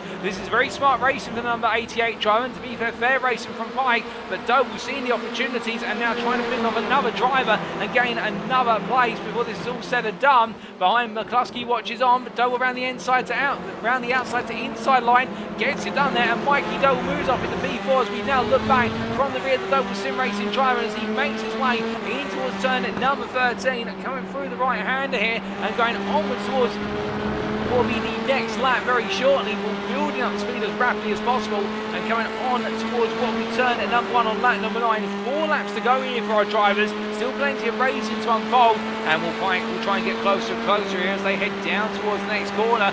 We've got a car going slowly, and that is Dan Mould. I believe he may be giving up the place due to that contact on what was the start of the previous lap. We will take a look back at what exactly happened there very shortly, but definitely Dan Mould going quite slowly, and I do believe that's not an automated slowdown penalty. That will be him giving the spot up for what happened to Kieran Sharp. And well, in terms of what happened between the two of them, we take a look back at that battle only moments ago. Well, this is in the run down towards turn 1, and Mould went all in on the previous lap and made contact with Kieran Sharp, and that's why we did see Kieran Sharp lose a lot of places, and Mould in the end, I think out of respect, recognising he couldn't really slow down in the run towards turn. There's no real place to slow down over the whole lap, but doing so on the start finish straight to give the place back. So the drivers make the way through turn at number 8 in towards 9 and 10 now. Doble ahead of Pike and McCluskey still has returned to your live pictures, but this has given what is Michael Lees a new problem. The fact he has now got Jamie Dory, who has been unchained and unleashed onto him, and right now Dory close behind, only 4 tenths is the gap, and looking to try and get back onto the top step for his own good, in the fact that right now Jamie Dory with championship defence and not in the strongest place at the moment going into the second half of the season. A win would help to rectify that, there's no question about it, as they make the way through turns 11 and 12 this time around. But Lease on his own right will be eager to defend. But also you have to ask the question, how much defending will Lease do, knowing that he is going to be your prime winner, even if Dory beats him to the checkered flag. So therefore he might be more concerned about taking that prime win. He goes wide out of 13. Dory now is going to get the high line here, coming out to the final corner. As they charge their way down the start-finish straight, Dory's ahead by nose already as they go into lap number 10. And I think Lease might be getting ready to back out as we see Dory cuts across, Lease cuts across behind as well. So they swap places on circuit, and it will be Jamie Dory who takes the lead this race. New fastest lap of the race as well from Dory at 44.474. The fastest we've seen all day in the race sessions. And Jamie Dory right now going off with the lead. And I think Michael Lease is just going to follow him here, knowing that he needs the prime win more than anything else. But meanwhile, Reese Watt on the inside here defending versus Nick Clibbins. They have been fighting with Dan Mould, but right now Watt's been pushed backwards towards Clibbins once again. And as they make their way down through turns 4, 5 and 6, we can see you there in the YouTube chat, Pullman 250, enjoying the racing tonight thus far. Great to see you tuned in. And Will Watt right now definitely trying to tune out the battle with the drivers in front and just focusing on keeping Clibbins at bay for this third place in the prime class, P8 overall, as they come in towards turn number 8 for the 10th time of asking. Behind them, meanwhile, a little bit further back, Alan McCain, another iRacing esports driver who's on a mission to gain more places. He's trying to look for his way past Ben Altria for P8 in the prime class, P15 overall. But the problem for him is the fact that he does face right now Gavin Gardner getting closer, and Will Gardner will be looking for that opportunity to get in the mix. So there's contact between McCain and Wes Altria. I think McCain there looking for that space on the inside, and the door was always going to shut, and McCain gives the spot back immediately. But definitely there, I think, an error which he'll know in himself he did need to make, and Ben Altria gaining the place back for what was a costly error from McCain. Well, at least that's the way we look at it here from the camera angles available to us, with the iRacing esports driver there definitely right now with some wounds to the car, and that may prove to be the end of his ability to hunt down Altria for the remainder of this race. But meanwhile, looking from them to a bit further down the order in wheeled here, P24 looking for an opportunity to take P23 in the overall positions. That will be the final spot that's potentially eligible for that reverse grid position. So right now, wheeled looking to gain one more place before this is all said and done. But can he find a way past Brown as they come through what is turn number 12? The battle between these two close, but not close enough currently. We'll have to wait and see whether there's going to be an opportunity for wheeled going on to the next lap, as we are onto the penultimate lap now for our leaders. And we'll speak of drives a bit further up the road. Contact there between Jones and Giorgio Belai. Jones on the inside into turn 1. Belai cuts back on the exit of the corner, and as they come up towards turn number 2, it is going to be Belai who holds on to P20 overall right now ahead of Jones. But the JW Motorsport driver eager to make a bit more progress. He's got Lee Horn immediately behind. Remembering that Lee Horn did go to the gravel in that contact with Alan McCain earlier on in this race at turn number 7, and he's trying to make a recovery of his own. Horn on the inside here into turn number 5. Downhill they come through the left hand, but it's going to be outside of 6 now for Horn. But will he have enough run to get this done before 7? No, he won't quite just about be able to do so. He can't shut the door completely. He's got to give Jones the right to the apex. But in the end, Jones falls back, and Horn will sweep it around the outside and gain what will be P21 there, as they now make their way in towards turn number 9 and 10, and coming into the right hand. Well, Jones right now not quite able to mount the counter attack versus Horn, but he'll stay there in the wings and look for that opportunity. But as they come on down, and meanwhile looking a bit further back, we do have Ian Manners here, the JW Motorsport driver, who was confounded by that instant going through turn 4 that we saw at the start of the race, and now trying to look for a move here on Jonathan Collins for P25. These two just trying to scrap for what will be at some places, albeit not worth any points, but worth a little bit of pride in the prime class. But as they make their way up towards turns 9 and 10, we look back inside the top 10, and here is our lead group as they go on to the final lap. And will Kieran Sharp right now battling with Dan Mould, and these two this time going to be battling into turn number 1,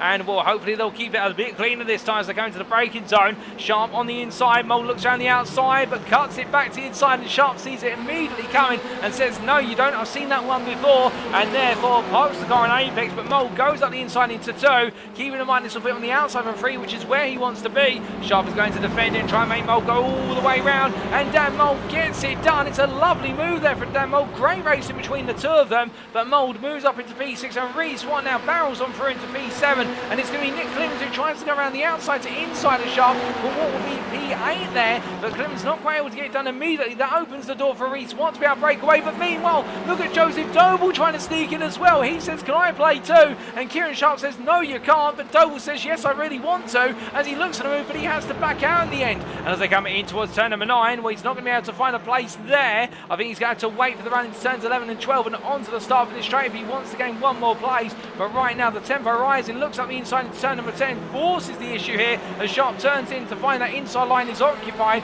by the number 11 Doble Sim Racing Veloster. And as they come in towards turn number 11, it's going to be a drag race here between the Honda and the Veloster as they power their way down towards the braking zone. And well, who's going to come out on top? It's going to be Doble around the outside onto the brakes here for turn number 12, and it will be Joseph Doble who gets the move done. But as they make the way through, meanwhile we look to your race leader, ladies and gentlemen, as he makes his way through the final corner here, and 1.7 seconds clear. It's going to be well in the bag now for Next Gen Racing Pink's Jamie Dory as he makes his way to the line, and the number 1 Elantra makes a return to the top step here as Jamie Dory wins race number 2 ahead of prime winner Michael Lees, P2 overall. Mikey Doble P3 making it another podium there, and then it will be Andrew Pike, Benjamin McCluskey round off your top 5. Dan Mould P6 at a reswap with Nick Clemens P8, Joseph Doble P9 ahead of Kieran Sharp P10 and John Higgins Jr. P11 there for the Sim Racing Collective. And we still do have some tries to finish this race. Mark Sykes there P19, looking further back. It was a three-way sprint to the finish line, but Giorgio Belay holding off Lee Horn and Luke Jones for P20,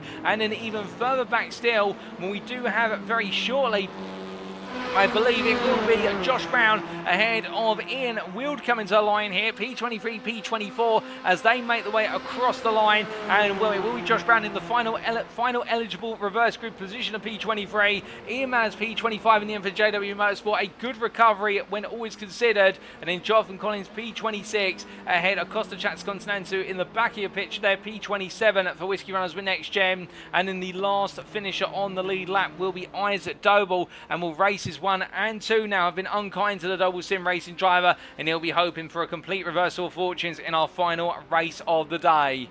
But as our drivers gradually cool on down now, Jamie Dory there, where it's been some time since we've seen the Briton on the top step of the podium, but he'll feel very pleased in the fact that today has seen him return at a critical point in his championship campaign. But as they make the way in towards the final couple of corners on this cool down lap, also Michael Lees there, a return to the top, albeit in the prime class as of this round, and therefore he'll be pleased with the points coming on through. But the man who's in a bit of a hurry to come into the pit lane right now, and I think he's in a hurry for the simple reason he feels as though the good fortunes are staying there with him. He doesn't want to be cursed by being out on circuit for any longer than he has to be. But Reeswap, third place in the prime class, P7 overall. The points continue to come on in for the 32 Audi driver, and well, could he make it another podium before all is said and done today? And that would definitely put him right back up into the top 5 of the prime class. We'll have to wait and see. But as all of our drivers make the way into the pit lane, some fantastic battles up and down the field. Alan McCain versus Ben Altrier and Paul Scott there also at 1 to note. And Giorgio Belay holding on the end ahead of Leon and Luke Jones for P12 in the prime class. Some key points earned for the Stone Cold Digital HHR driver,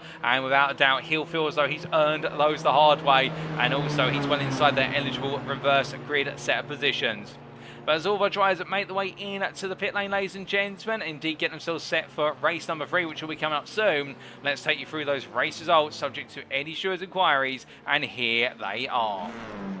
So after another 12 laps of racing in race number 2 of the NXTCC's Round 6 Season 4, brought to you on iRacing, sponsored by Higgins Automotive at the Circuit Zandvoort here today, Jamie Dory taking the win there for Next Gen Racing Pink by 1.6 seconds in the end of a Mark Sykes Designs Michael Lees, who was your runner-up and also your prime winner there, P2. Mikey Doble P3 for Doble Sim Racing, and another strong result there for the 88 driver. That will put his championship campaign right to the top of the standings, ahead of Andrew Pike P4 for the Sim Racing Collective, and hold on there to a top 5, albeit not quite able to make it another podium here in the second race of the day. And then Next Gen Racing's Benjamin McCluskey P5 there overall, and runner-up in the prime class. Dan Mould for SRL P6, and despite all the scraps and battles, he'll have enjoyed that one and be happy with that result. And then that Reeswap P7 there for JW Motorsport, completing the prime podium of at least McCluskey and Watt, with another podium finish there and some huge points coming his way. And then only a 10th behind Nick Clemens at line for iRacing Esports, just missing out on the prime podium, but we'll be pleased with the top 5 result. Head of Joseph Doble for Doble Sim Racing, and then the Sim Racing Collective's Kieran Sharp P10. A difficult race of Sim Racing Collective's top 2 from race number 1, but still a strong race there for John Higgins Jr., best SP11, and that puts him well inside of an opportunity to really go for gold, and no success balance coming his way for race number 3. And then Matthew Sheraton at P12 there for Aztec Racing, completing the prime top 5 in another great result. Alex Meredith, Matthew Addy and Gavin Garner completing your top 15, with the NXTGEN Racing Pink Dry Hand to battle his way on through the order from P31 and clearing half the field when all was said and done. And as then we look down to the rest of the top 20 and see Ben Altrier, P16, and another great result for the Full Tilt B Motorsport driver, ahead of Alan McCain, who enjoyed his battle with the 504 car, and also the 85 at Paul Scott that finished just behind him. And then Mark Sykes and Giorgio Belai completing your top 20. P21 for Lee Horn for Sam Case for NXTGEN, not quite able to find his way past Belai, only half a tenth between the two of them at the checker flag, and then a further half attempt to Luke Jones P22, with the JW Motorsport driver being followed up by Josh Brown for Whiskey Runners with NXTGEN, and he will be your final finisher inside what will be the eligible positions for the top 23 at reverse grid. Ian Will P24 there for CS Sim Racing with Mally Motors, ahead of Ian Mazza JW Motorsport, and then Jonathan Collins P26 for Whiskey Runners with NXTGEN, ahead of Costa Chats Continentino, and then Isaac Doble ahead of what was Mark Kent, with Isaac Doble being your final lead lap finisher. Top 28 lead lap finishers there, and he was the double sim racing driver, completed them all, and then Mark Kent finishing a lap down for Full Tilt V Motorsport P29, and then the two retirees are Russell Fowler and Tom Delaney, and neither driver will be classified as a finisher as they did not complete over half the race distance. With that, ladies and gentlemen, that means we're now all teed up for our final race of the day. That was race number 2, but race number 3 is only approximately another 10 minutes away. Indeed, we hope to be back just before 9:45 this evening for the build-up to our final race. But before we go to that, indeed, before we go to our break, there's just the one question of the reverse grid draw. And well, as we cut to the commentary booth, good evening to you. I hope you're all enjoying the racing so far. It's great to see so many of you in the YouTube chat enjoying the racing. And well, as always, we have the NXTGEN Racing Lottery Bowl in front of us, and in this bowl is the numbers 6 through to 12, and very shortly what we're going to do is close our eyes, shuffle the balls, pull 2 of them out of the lottery bowl, and whichever numbers we get, we'll be putting them together in terms of adding them together, and that will be where our reverse grid is taken from for tonight's final race. So without further ado, let's do the reverse grid draw. And with the shuffle complete, we will now do the first draw. And our first draw will be the number 10. So it looks as though it's going to be quite a high reverse grid here, unless we get a very low number for our second number. So it's the number 10. And now following up for our second number, it will be... It's going to be the number 9, so in the end it will be a top 19 reverse grid, and well, that will mean Mark Sykes will be starting on pole position for our final race of the day. Indeed, it's going to be a prime front row, Mark Sykes and Paul Scott. I don't think the two Audi drivers are going to quite believe their fortunes, but that's the way it's gone, ladies and gentlemen, and we are in for a fantastic race number 3. We'll see you in approximately 7 to 8 minutes time for the build-up, but until then, take it easy, and if you need to grab a quick liquid refreshment, now's exactly the time to do so. We'll see you shortly.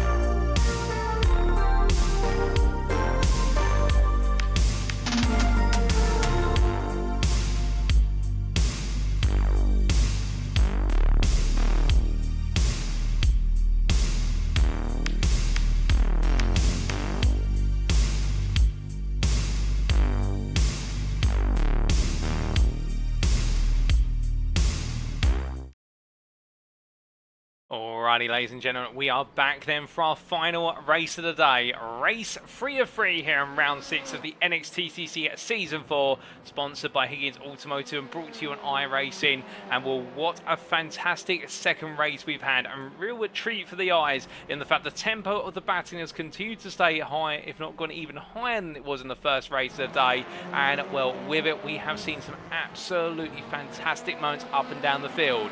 Not necessarily the best of moments for some drivers, including Gavin Gardner in race number 1, where it all went wrong in the space of only a couple of laps. But recovery driver to P15, we'll see him start quite a way up the grid, given the fact we have seen a reverse grid top 19 for the purposes of race number 3. And well, we will have the two primes of Mark Sykes and Paul Scott on the front row, and well, they'll be looking to try and go all in for overall top 5. It's not an overall podium, but the task ahead of them will be a behemoth, in the fact they'll have plenty of drivers behind them who will be eager to try and also come through, and Gavin Garner perhaps being the most keenest of all, in the fact he'll look to try and turn around what has been a difficult day, a frustrating day in terms of results.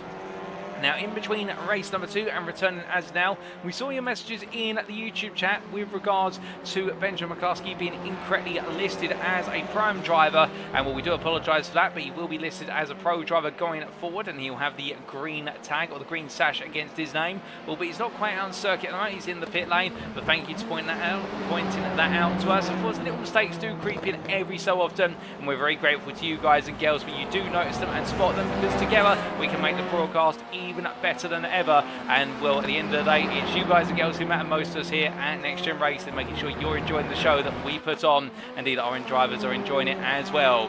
But that does mean that today we have seen what is McCluskey now moved from prime to pro, and also we have seen where his bike release moved from pro to pro-am, and that's something that was confirmed as of this round. I believe McCluskey may have actually been moved as of the previous round, and well, now all those class changes are confirmed.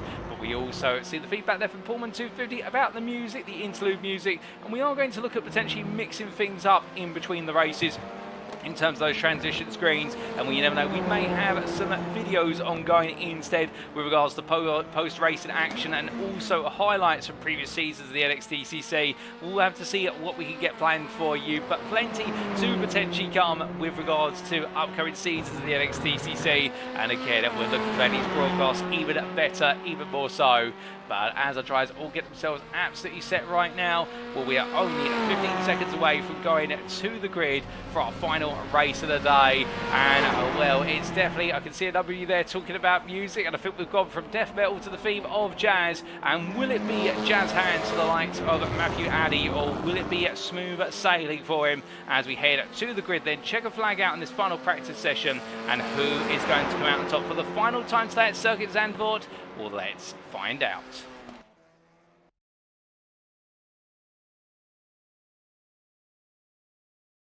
So as our drivers make their way onto the grid for the final race of today, this is how they'll all line up. It is Mark Sykes who takes pole position for Mark Sykes Designs, joined on the front row by Sam Case for NXTGEN's Paul Scott. On row number 2, it's Alan McCain for iRacing Esports and Full Tilt B Motorsports Ben Altria, with Gavin Garner starting P5 there for NXTGEN Racing Ping, joined by Sam Case for NXTGEN's Matthew Addy. On round number 4, it's Alex Meredith for Chemical E Motorsport and Matthew Shelton for Aztec Racing, with then John Hayes Jr. starting P9 for the Sim Racing Collective, joined there by his teammate Kieran Sharp, who starts P10. P11 is Joseph Doble for Doble Sim Racing ahead of iRacing Esports and Nick Clibbins, with row number 7 going to Reese Watt and Dan Mould, and then it's Benjamin McCluskey and Andrew Pike who line up on the 8th row of the grid. On row number 9, it's Mikey Doble and Michael Lees, with last race winner Jamie Dory starting P19 on row number 10, and the top 20 being completed on row 10 by Giorgio Bly, who just missed out on that reverse grid pole for Scone Cold Digital HHR. But that's the grid set, ladies and gentlemen. It's time for us to go racing, and now we'll wait the lights. 1 red light, 2 red lights, 3 red lights, 4 red lights, 5 red lights.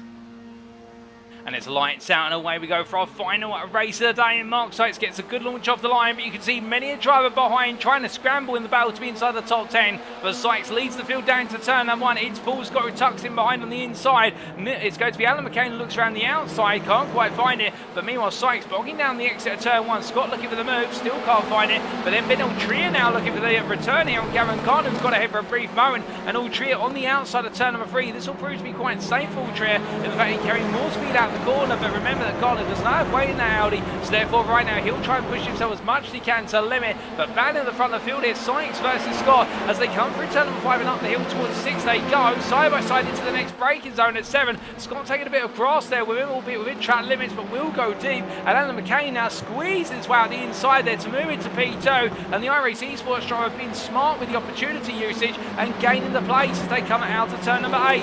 But meanwhile, Matthew Sheraton behind, gaining some place as well. Now to P8 here as he looks at that potential move. As meanwhile onto the brace he goes. Alex Meredith looking around the outside, and Meredith going for the move as they come in towards turn number 10 here. Meredith's going to have the inside into the next braking zone. Sheraton may have to give this one up for now and wait for the next opportunity as they come off the left-hander, and it is confirmed Alex Meredith moves up into P7. But meanwhile behind them, Joseph Doble and Dan Mould fighting for position here with Mikey Doble just in front of them as they head down towards turn number 10.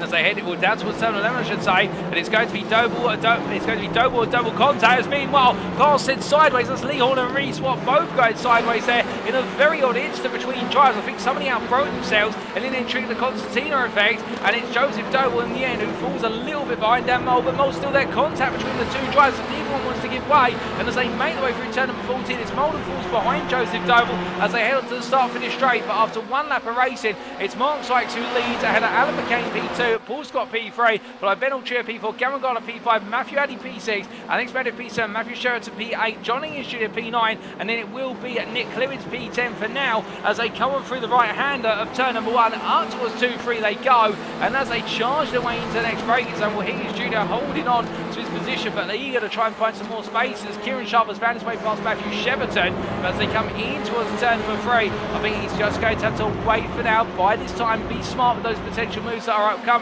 as meanwhile looking behind Mikey Doble here, getting closer in the battle for P11 already, and gradually making progress, picking up the rhythm from race number 2 and now carrying it forward into race number 3. Now he's got a lot of weight in the car, and therefore he's just got to take his time with this and look for opportunities as they arise. But as he makes his way in towards turn number 8, I think we've had another major incident through turns 4 into 5. We will take a look back at that very shortly with regards to what's happened. But as our drivers make the way out of turn number 9 in towards 10, Doble right now not quite able to find a way in here versus Clemens, just having to follow the train of cars here and wait for the opportunity to try and capitalise on the mistake from Clemens, or where the door opens and he's got a bit more pace.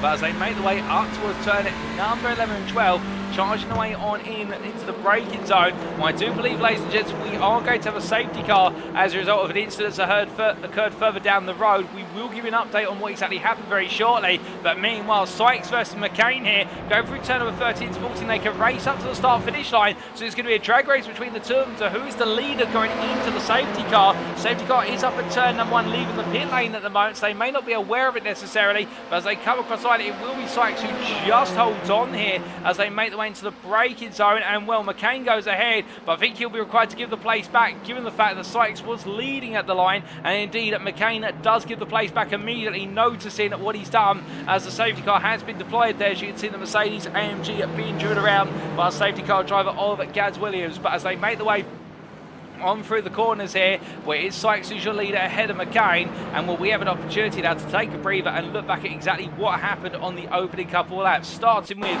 the turn 11 into 12 incident involving Reese Watt and a number of other drivers, including the Doble brothers of Mikey and Joseph. So there's a Constantina effect there off of the back of the car of what was Nick Clemens, and Reese Watt being muscled on both sides. Very unfortunate for the JW Motorsport driver, and Lee Horn in amongst the mix of that. And well, Lee Horn a lot further back here by comparison, and as he made his way down to the braking zone for turn number 11, comes in very hot indeed, not noticing what was going to materialise. And Lee Horn in the end having to snap the brakes on the hope for the best, and the best was a visit to the barrier, almost coming out of 11. But then we did also have the incident which occurred on lap number 2, involving a multitude of drivers, including Mark Kent, Isaac Doble. Will we take a look back at what exactly happened to them? And this is the incident in question, ladies and gentlemen, that brought out the safety car. Well, firstly, Ian Manners turned sideways there with Russell Fowler. Oh, goodness me, it's a domino effect, and that is what has triggered the safety cars. Everyone's then piled into the scene of the incident. A couple of drivers being cognizant of that, putting the brakes on, including Costa Chats Constantino and also Ian Wild. But for the most part, a nasty one, and it all started with Ian Manners being sent sideways, battling with Giorgio Belaya and also Russell Fowler, and in the end the two drivers upsetting one another, and Ian Manners really being the one to come off the worst of it initially, and Ned into the path of what's the trio coming in through an Isaac Doble falling victim.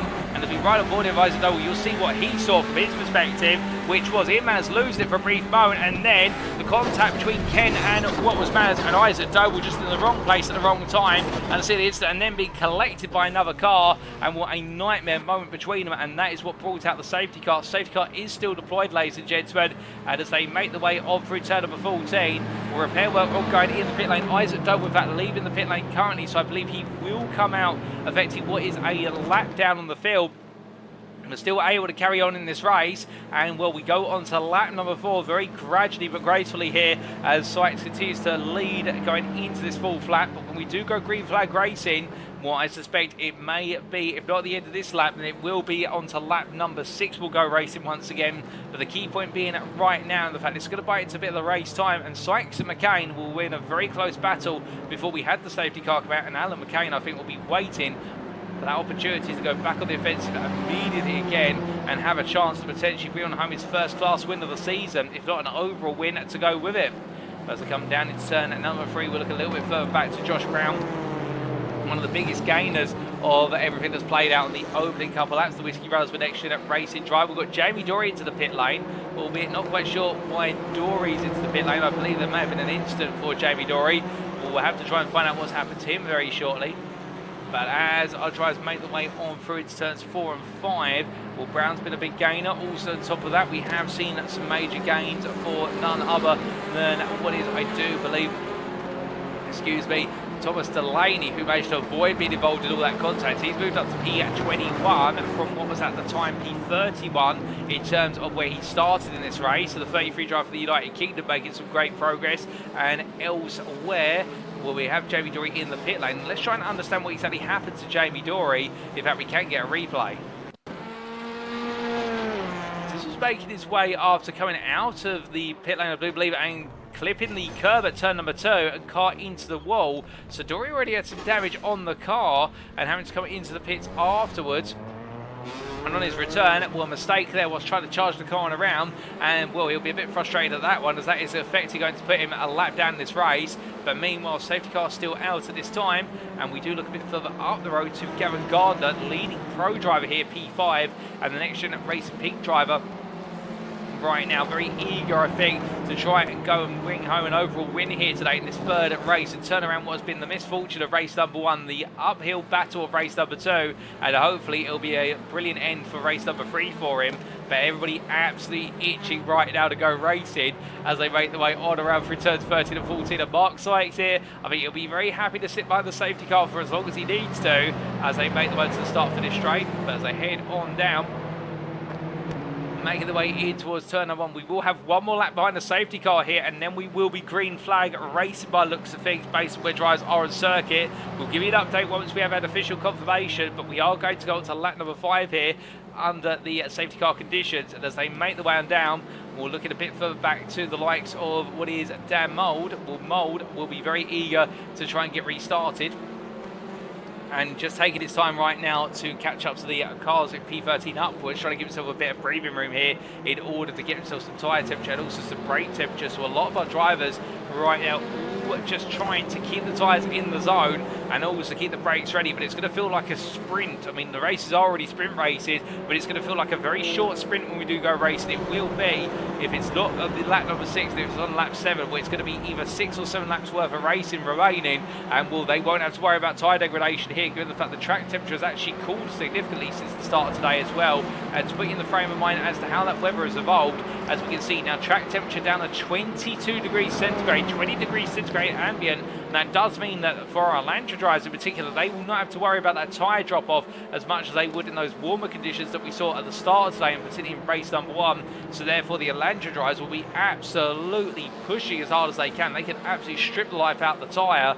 But as they make the way down through turn number 8 and 9, we have had confirmation now the safety car will be in at the end of this lap, and therefore we will be going green flag racing for 7 more laps here today at the CM.com Circuit Zandvoort in the Netherlands. Safety car is already starting to peel away a little bit here as Mark Sykes will dictate the pace until the safety car is into the pit lane.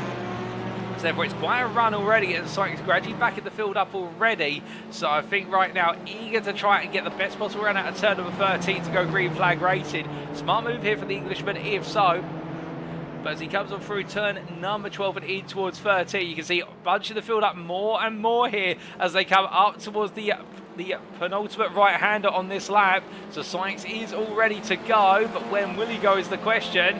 As he makes his way out of the final corner, Mark Sykes goes. We are green flag racing once again, ladies and gentlemen, as he charges his way onto lap number 6 here, and Sykes absolutely nails the restart. As you can see, he's left a good chunk of the field standing, but as they make the way down towards turn number 1, Alex Meredith nailing the restart versus Matthew Addy and looking to go for the move here into the braking zone for the opening corner. Can't quite find it and having to wait instead, but everybody else right now not really able to seize on any opportunities. It does look as though most of the field has been caught out by that safety car restart in terms of the way that Sykes has played it, but well played to him. But as they make the way in towards turn number 2, we do have Josh Brown going very slowly coming out of turn number 1. I believe there might be an issue for the car for the Whiskey Brothers with NXTGEN racing driver, but looking at from Sykes to McCain, there's contact between the two. Sykes turned into the wall, and as he makes his way along the barrier, the car right now wounded. It's going to be further contact. It's going to be pandemonium as well. In the end, a passenger in his own car, and Alex Meredith being taken off the road. Kieran Sharp as well. It's a disaster there going through turns 5 and 6, and it all starts with a little bit of contact between Sykes and McCain, and the two in the end may just end up seeing the race go behind another safety car at this rate. We'll have to wait and see. But meanwhile, Ben Altrier here trying to now capitalise on all the carnage and chaos that's played out in front and behind him as he makes his way into P4, chased after Gavin Gardner.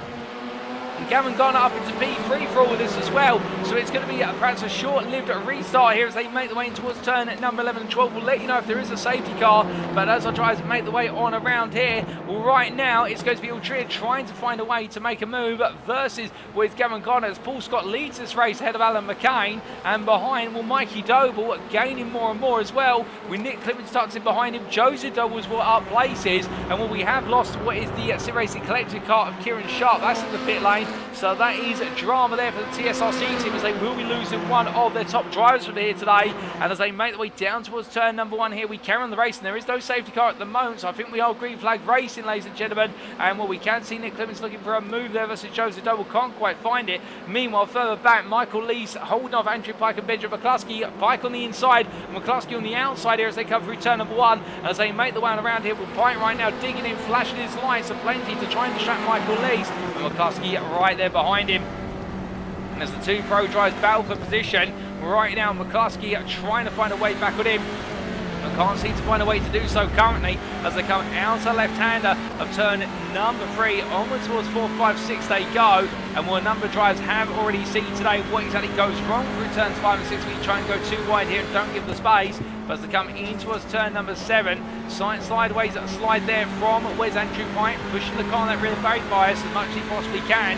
And meanwhile, NXTGEN Racers McCluskey just waiting there in the wings. He's trying to tease out a mistake from what is Pike, but a mistake there from Lees. He goes very wide out of turn number 8. Meanwhile, it's going to be a deep run there for Pike. McCluskey's going to be on the inside here, coming out to turn at number 9, but the outside of 10. And as Pike here defends, by contrast, it will be side by side between the two of them as they exit the corner, but Pike holds into the position, holding the right track position and making his car wide enough as he weaves from side to side. And Andrew Pike right now eager to find some more tyre temperature. He's struggling for temperature in the car, and well, that is costing the race time. But meanwhile, it's going to be Alan McCain around the end outside of Paul Scott going through turn 13, and Alan McCain takes the lead of this race going on to lap number 8. And as they make the way through, it's going to be Gavin Gardner now who tries to find his way past Paul Scott, but in return he does have what has been Altrier on his inside, and the 42B motorsport driver going all in for his best role of the season potentially as they make the way out towards turn number 1, but then Altrier having to wait behind as Gavin Garnier knows he's only got 2 more drivers to pick off and he will be on for an overall win.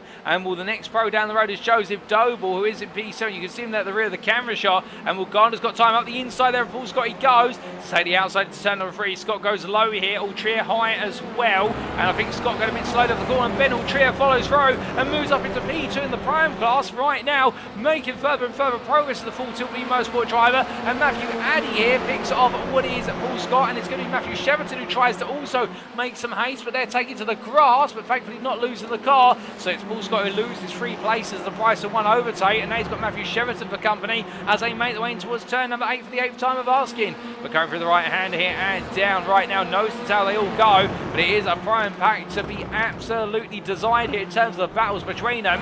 Meanwhile, a bit further back, Michael Lee still stuck behind Andrew Pike as they come into the braking zone for turn number 9. But you see there, meanwhile, Russell Fowler fighting hard with Benjamin McCluskey, and Fowler here now trying to push onwards. Well, he's had a difficult race 1, an absolutely difficult race number 2 as well, and he's not trying to make a repeat of it in race number 3. And up into P14, P8 in the Prime class, he will get some points here in the class, but I think he'll also be wondering just how much damage is going to be done to his Prime Championship lead. But as they make the way up towards turn number 11 into 12, make the way on around here.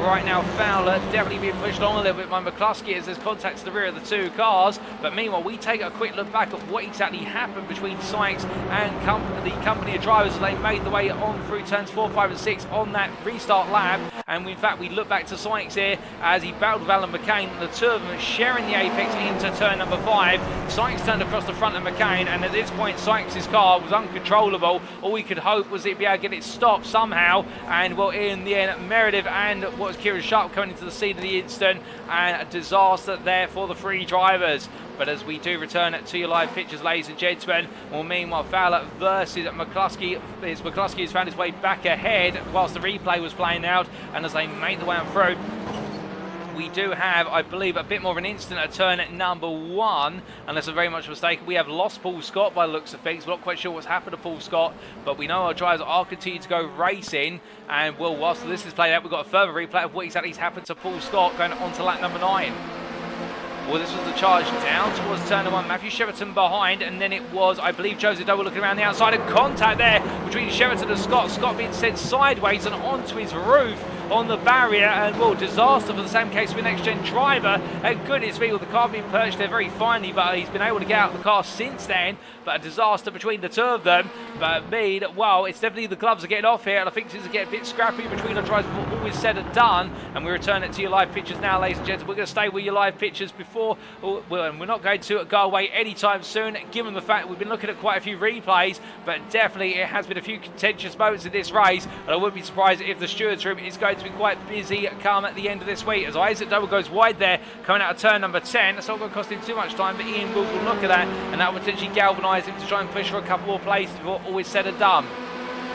As we look to it, Nick Clements here for iRacing Esports, and we do see John O'Cook saying, can we see a replay of the Sykes-McCain incident? Sykes left on the restart, so he must have made a mistake to lose that time. We do believe there was a mistake from Sykes going through turn 3, the wrong line there, and then we saw the incident as was replayed only moments ago. But as Clements here stays tucked in behind Dan Mould, lets Mould go effectively and decides not to fight him too hard, given the fact he's here for prime points rather than the overall point. Meanwhile, behind Michael Lees and McCluskey, well, Lees is back ahead of McCluskey now, coming out of 1 into 2, so these 2 can't stop exchanging places. It's almost as they're exchanging shares on the stock market, and as they make their way out of turn number 3 up towards 4, 5, 6, right now Lees ahead of the 2 of the Veloster drivers, and Will Fowler behind, starting to encroach a little bit closer as he looks at opportunity to gain at least 1 more place in prime class, and that would be for P6 in the class versus Michael Lees. But rolling their way on down through turn number 7 up towards 8. The thick of the battle here is inside the top 10, and in particular Mikey Doble now trying to make some more progress as Gavin Gardner does lead this race. Well, right now Mikey Doble trying to make his way up to P2 before all is said and done. He'd like to win this race, but I don't think he's got enough time here, given the fact he has got a 3.5 second gap to Alan McCain, and we have only got 2 more laps to go come the end of this one, which we're almost at the end of. Gavin Gardner has run away at the front of the field, we should point out, so Mikey Doble and Josie Doble just ahead of him. Both of them here looking for as many places they can to give themselves an increase or an improvement to the amount of points they score for today. Mikey Doble already with double podium. I think he'll feel as though it's a huge score coming his way, and this will just be the cherry on the top. Meanwhile, for Joseph Doble, he needs a few more points here in order to be able to get the job said and done. I think the championship lead will swing back to Mikey Doble going into the second mid-season break. But as they make their way up towards turn number 1, onto the penultimate lap they go. It is Gavin Garner who still leads, 8.5 tenths ahead of Alan McCain here, with Ben Autry at P3 and Matthew Addy P4. And this is your top 3 prime class, as Matthew Addy right now trying to inch closer versus the Full Tilt B Motorsport driver as they make their way up towards the right-hander at turn number 2.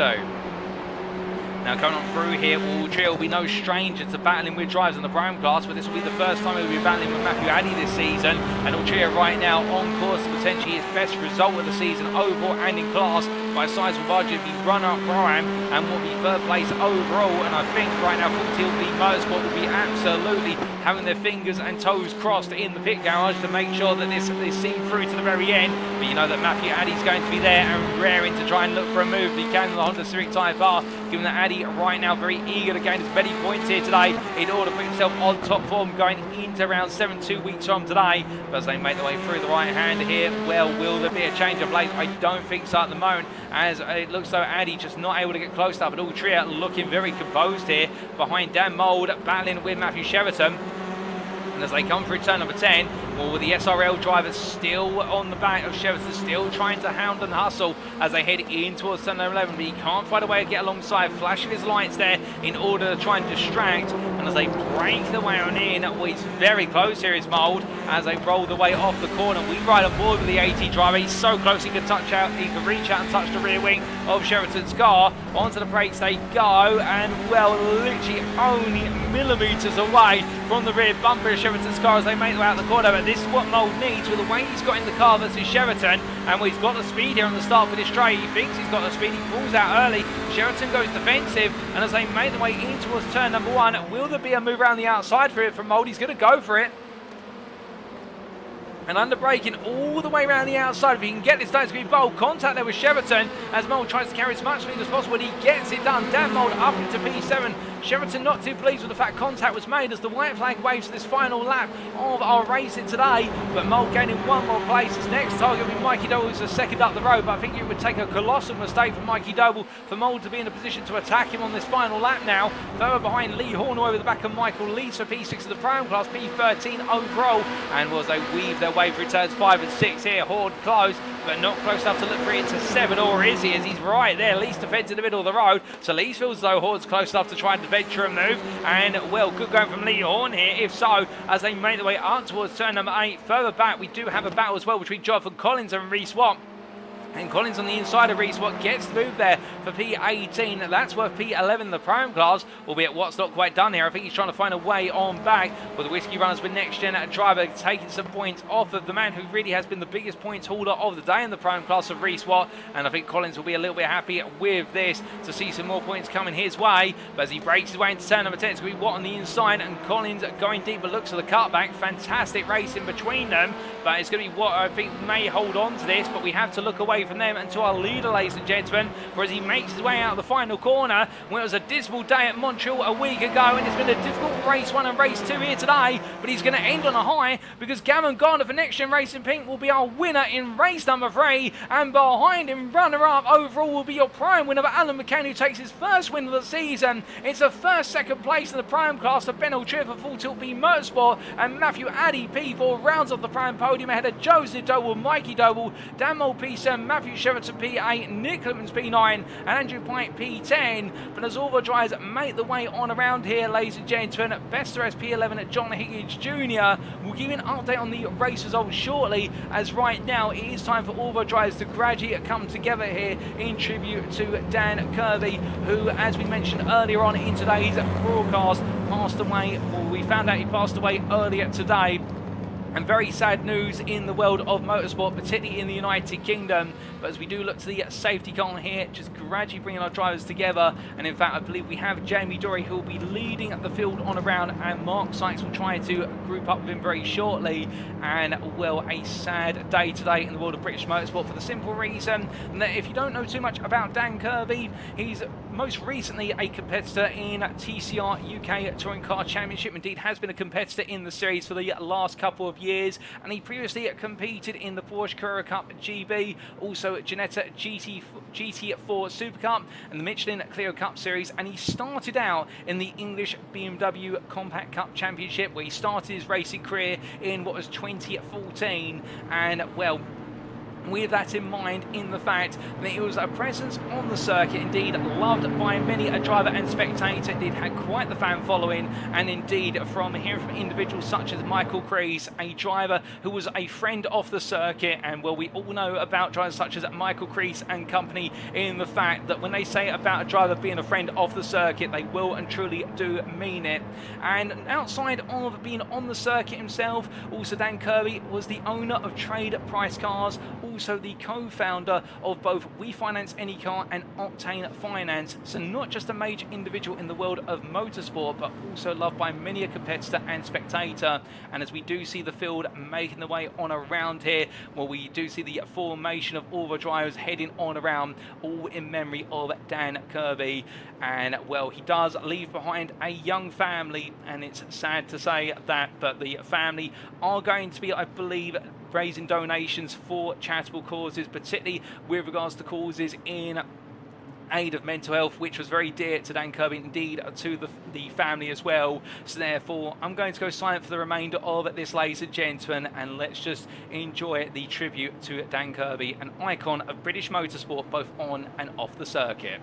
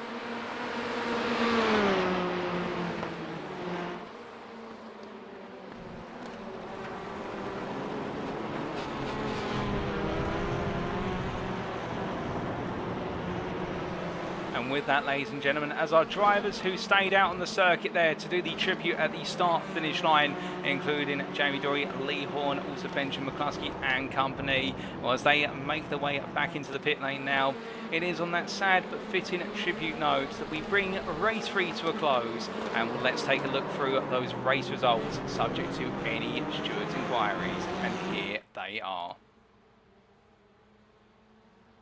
So after what was an absolutely thrilling race number 3, albeit shortened somewhat by a number of laps behind the safety car, and indeed a couple of major incidents that followed as well, which saw a number of the drivers' races shortened unexpectedly. Gavin Garner taking the win in the end for NXTGEN Racing Pink by 1.1 seconds over iRace Esports' Alan McCain. So Garner back on top in the final race of today, and also a first-time class win there for Alan McCain, P2 runner-up overall. P3 there for Ben Altrier, and I think Full Tilt V Motorsport will be absolutely ecstatic in the fact that their driver has achieved his best result of the season by far overall and in the Pro-Am class, being runner-up in the Pro-Am class ahead of Matthew Addy, who completes the Pro-Am podium of McCain, Altrier and himself for Sam Casey for NXTGEN. And Joseph Doble, P5 there for Doble Sim Racing, just fending off brother Mikey Doble at the finish, albeit both of them will gain key points in this race, but Mikey Doble will be back on top going into round number 7. And then behind the Doble Sim Racing pair, SRL's Dan Mould ahead of Matthew Cheverton, who ended up exchanging quite a bit of paint with Dan Mould, but great racing between the two of them, and the Aztec Racing driving, enjoying that battling. And then Nick Clibbins rounded off the Pro-Am top 5, P9 there overall for iRace Esports, ahead of Andrew Pint, P10 for the Sim Racing Collective. John Higgins Jr., P11 for the Sim Racing Collective, just behind there, best the rest, but not quite able to make it into the top 10 this final race of the day. Had a Benjamin McCluskey, P12 for NXTGEN Racing, and then at Michael Lees, Russell Fowler and Lee Horn completing a top 15. When Michael Lees having a great battle with McCluskey, but falling back towards the clutches of Russell Fowler, who fought him through to P14, and Lee Horn just missing out there by a 10th for the checkered flag. Luke Jones, P16 for JW Motorsport, ahead of the priority of Tom Delaney, with JW Motorsport's Reese Watt, P18 there, and a difficult end to his day, but still he'll take the results from races 1 and 2 with pride. And then Jonathan Collins and Josh Brown for Whiskey Runners with NXTGEN rounding off the top 20. Isaac Doble, P21.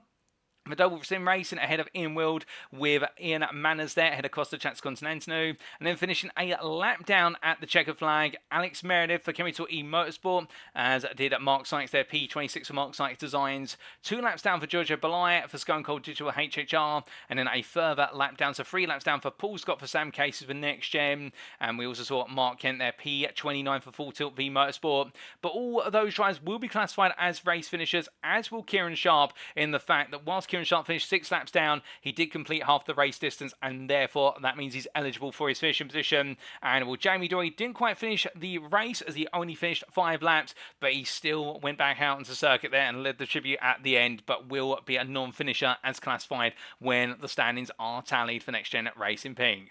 So a challenging race for our final race of the day, but fantastic racing all the way through today at the Circuit Zandvoort circuit. And I think you'll all agree with me, ladies and gentlemen, that whilst it has been a bit of an emotional day, it also has been a phenomenal day in terms of the racing. I think we'll definitely be coming back to the Netherlands in a future season of the NXTCC. But speaking about coming back to things, that concludes all of our racing today. But don't fret and don't go anywhere, don't go in a hurry, because whilst the racing is concluded, we still do need to prepare for our post-round interviews with our volunteer drivers, and we also do have the announcement regarding the Higgins Automotive Driver of the Day, which will be coming up after the break. We'll be back in approximately 10 to 15 minutes time to kick off the proceedings for the Higgins Automotive Driver of the Day, and then the post-round interviews. Don't go anywhere, you won't want to miss what's coming up. We'll see you soon.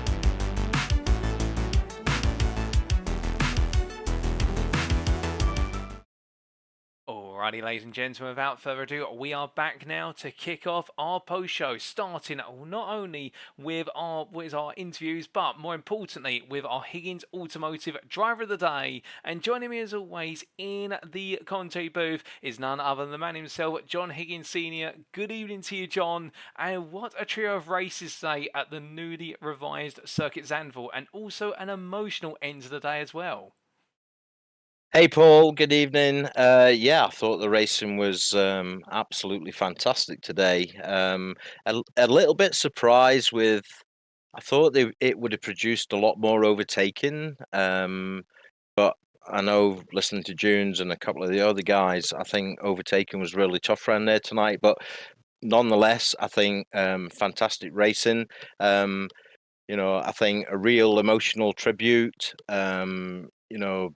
Before we get into the drive of the day, I think, being part of the motorsport family for much of my life, when news filters through that you have lost one of your own, to have the news filtering through that Dan Kirby had sadly passed away today was a real shock. And, I think everybody did a fantastic tribute to him. Obviously, Jamie was running his name on the car, and I think that's just fantastic. It just means so much, whether you knew him or not. Just real emotional time. I think for everybody in motorsport at the moment, it's never good when you lose one of your own. And condolences to all his family and friends, and a real sad loss to motorsport. So I just wanted to put that out there, Paul. On a more positive note, into the a little bit happier times, I just want to wish Alex Meredith a happy birthday. I think he's not far away from winning one of these things, or definitely being at the very forefront of the next gen racing. So happy birthday, Alex. Moving on, drive of the day, same again as always. It could have been one of 6, 7, 8, 10 people. I had a few people written down. I think there was a few questionable moves in the last race from a couple of guys that probably cost them. But I think somebody that had a real solid night tonight, particularly in the second race, who is going to get the Higgins Automotive Driver of the Day, is Mikel Lee. So well done to you, mate. I think you drove the wheels off it, particularly in that second race. And I think you've had, every time I watch you, I think you have solid results. So, good for you, mate. Well done. Well, indeed, I'm 100% on board with you saying that Michael Lease is our Higgins Automotive Driver of the Day, particularly, like you say, for that drive in race number 2. And fantastic driving from him all day today. And perhaps I think the biggest points gainer of all 3 of our Pro-Am drivers that were right at the top there, Reese Watt being another one who excelled as well. But just before we do let you go, John, obviously we're up for a mid-season break as of next week, and then we return for 4 more rounds of racing to see out the season. Are there any rounds that you've got your eyes on for the remainder of the season? All of them. I just love this. You know what I mean? We sit in this room. I've got a big telly here that I sit and watch the stream, and Junior Sim Riggs probably 3 feet to the right of me. So, I actually watch him doing what he's doing, and then obviously keep an eye on the stream as well. So, you try and pass on some stuff to him as he's racing around there. But it's good fun, man. I just look forward to Tuesdays. It's a shame we've got another mid-season break coming up, but we get through this and then we all go again, don't we? So it's quite scary. I think for the last round, are we into mid-November or something when this thing finishes, which is quite scary because it'll be cold and dark nights and the clocks will have changed, and not looking forward to the snow and ice and stuff. But listen, it'll be Christmas and stuff before we know it, and we get to go again in the new year, I'm sure. So yeah. Oh, 100%. And as the seasons get colder, like you say, we've got the touring car racing to keep us warm on the simulator. But with that, it's only appropriate now that we do come on to our first interview of today. And well, what better person to start with than our Higgins Automotive Driver of the Day? And that is Michael Lee. So let's bring him on in here. And as he joins us now, welcome to you, Michael. And sorry to cut you off there. I know you were chatting with the other guys in the interview waiting room. But firstly, congratulations on, I think, being our highest point scorer in the Pro-Am class today. Circuit Zandvoort definitely seems to be a circuit that you enjoyed in the Hyundai Veloster. And also, to put the cherry on the top as well, being announced as our Higgins Automotive Driver of the Day. You couldn't ask for a better end to the mid-third of the season. I'm back, baby. It only took changing cars twice this season to find one that worked, but yeah, I think we found it in the end, and that's awesome that you picked me as driver of the day. So thank you very much for that. I appreciate it. What a difference! What a difference! Compared to the last few weeks where I've struggled, and I've been trying to make that Audi work, and I just couldn't get on with it. I could put in a fast lap every now and again, and then the next lap would be a second off. I just couldn't find that consistency. So I've come back home, back to the Hyundais, and yeah, it's gone very well. Oh, indeed. An interesting switch back to the Hyundai Veloster, but at the same time, one that's definitely been rewarding for yourself today. And it all started in qualifying with a P7 on the grid, and that P7 translating in class into P4. Qualifying looked incredibly close, though. Yeah, well, I only bought the track yesterday, so I thought I better follow somebody around and try and figure it out. And luckily, I managed to sit in behind Ben McCluskey, who was number one at the time when I got behind him. So, and I didn't pick Ben out. I just let somebody pass, and it happened to be him. And he's in the same car, so I just followed him around, and he basically taught me the lines. So, thanks, Ben. Appreciate it, mate. Oh, indeed. I think right now he'll be looking at and thinking, okay, so that's what Michael was doing behind me. But still, with qualifying complete, we did see you starting at what was P4 in the class. And, well, it's becoming more and more the norm that we're seeing Pro-Am drivers really starting to fill the top 10, particularly with success ballast from round to round and race to race becoming a major factor this season. So when you look back on it, that P7, did it feel as though, okay, you've still got 3 Pro-Am drivers in front of you, it's not quite the job done in qualifying? I was just happy to be up there, to be honest, because I know how different the whole event can be if you qualify in the top 10 compared to qualifying 15th or lower. It's a totally different day you're gonna have. So being up in 7th, yeah, it wasn't right at the front, but it was close enough to the front that I knew I'd survive lap 1 and I'd be able to make a race out of it. Oh, indeed. And speaking of surviving lap 1, going into race number 1, we saw you making some early progress and gradually fighting your way on through, albeit in the end your progress being stumped a little bit, as I don't think you quite had enough pace to bring home the win, instead having to settle for a P2. Yeah, that was race 2, that one, wasn't it? Yeah, so race 2, I had, because I finished 6th in race 1, that was, I did make it forwards to about 3rd, and then I started dropping back because I just hadn't done a race in this car, like a full race distance, so I wasn't quite sure how the tyres went towards the end and stuff, and I think I might have pushed a little bit hard at the beginning when I was climbing up to 3rd, and just overheated him a little bit, which then dropped me back down to 6th place. But then, like you say, in race 2, I was carrying that success ballast from 6th place. First time I've had to deal with success ballast this season, so it was very interesting. But it didn't handle too bad. Didn't handle too bad at all. It was noticeable, but it wasn't that detrimental. And if anything, like I don't know if other people were struggling with the increased heat or what, but I managed to make my way to the front and start to run away a little bit until Jamie got through, and then Jamie was just so fast. I don't know what he'd eaten before that race, but he's just come flying up behind me, and yeah, I made a little mistake into the second to last corner, and I saw him coming. I thought, do you know what? I'm not going to fight it. If I start fighting with him, I'm just going to drop further and further back. So I'll just let him go, and I'll just sit in behind and try and hang on.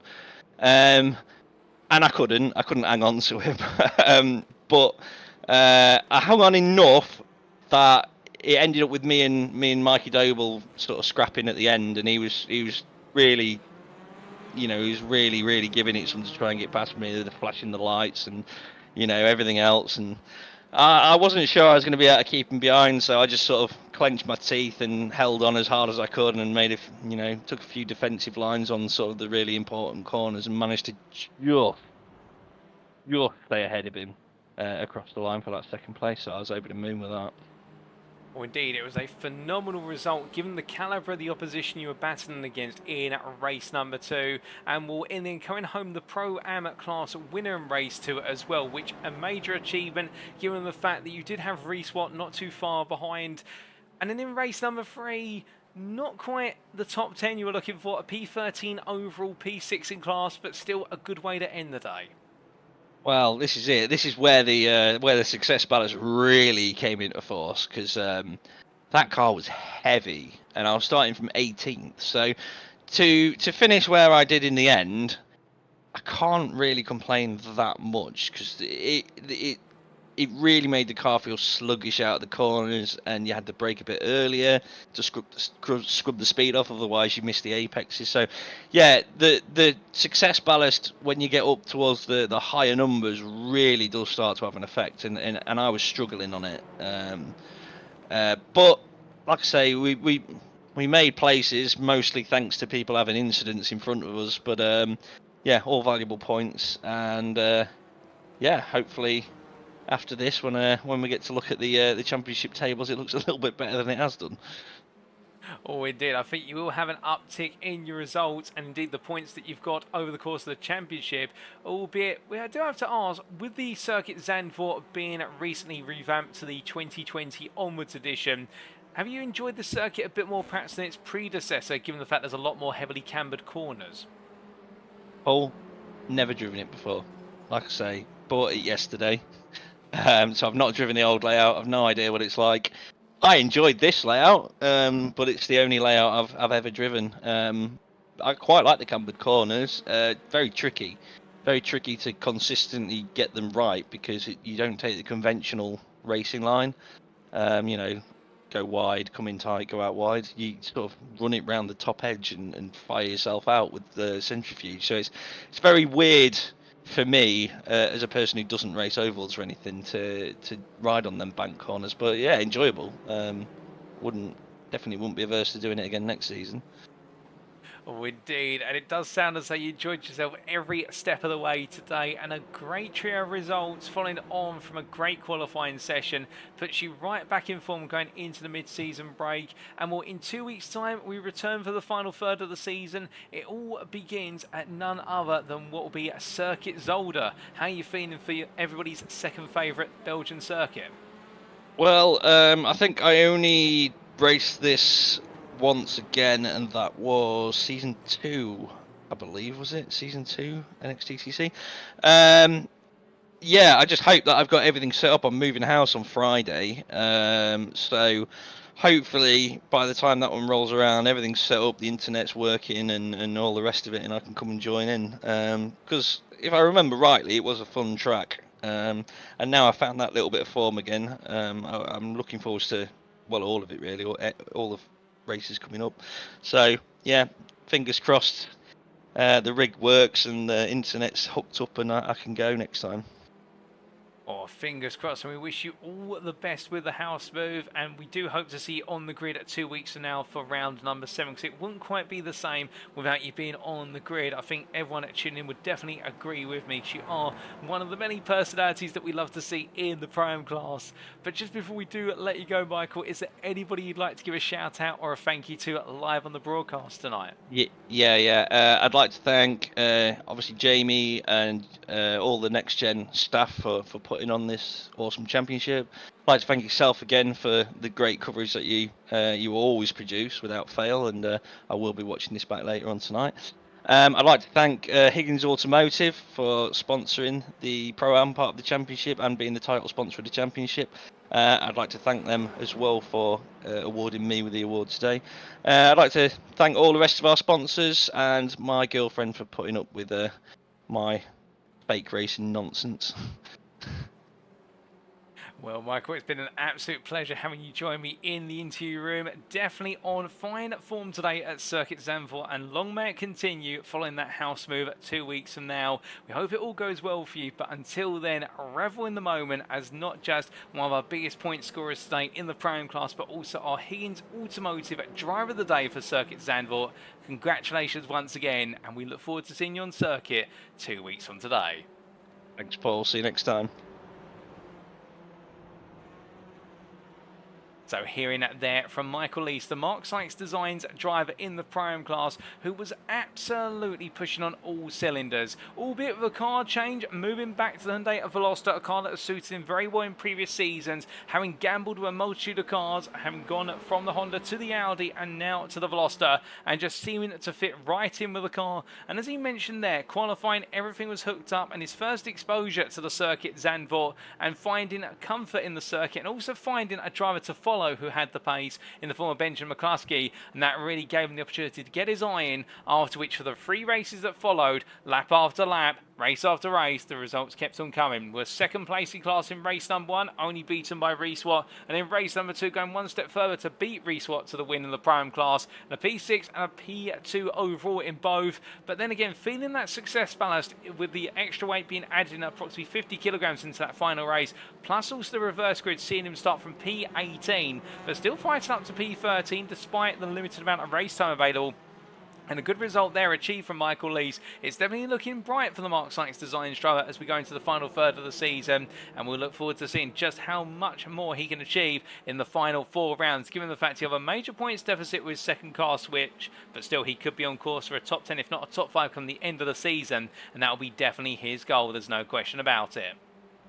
Now, coming on to our second interview for today, we're going to be speaking to the other big scorer of the Pro-Am class over the course of the racing. And, well, he's been a driver who's been down on luck recently, but today fortune has favoured him. There's no question about it. And also, he's put in all the effort and he's earned each and every result today. It's none other than JW Motorsports' Reese Watt, who now joins me in the interview room. And good evening to you, Reese. And it's been some time since we've seen you on high form, but today it looks though the bad luck you've been suffering from all this season is finally starting to go away, and we're finally getting to see you at your very best once again. Hi, Paul. Yeah, cheers. Yeah, it's been a good round. Round race 3 was a bit unfortunate. The pack bunching up into the chicane, but the other couple of first 2 rounds were good. Just managed to, I guess, find a bit of track that was clean and just hopefully stay out of trouble. And it came good in the end. Oh, indeed. And speaking of things coming good, in qualifying we saw you take P6 on the grid, or what equates to in the Pro-Am class P3. It was very close in qualifying. The top 22 were separated by less than 9/10 of a second. This Circuit Zandvoort seemed to generate some absolutely ferocious qualifying times. Yeah, it was. I was fortunate in terms of getting a good tow from the quick guys, the quick pros. So using their tow, I was able to get a decent lap in. But as you say, the spread of field was it 9/10 between P1 and P22. Oh, indeed. Yes, and yourself P6 and all of that. P6, yeah. So I think just the competition up and down the field is just really close. And it's just great. That's what I love about NXTGEN.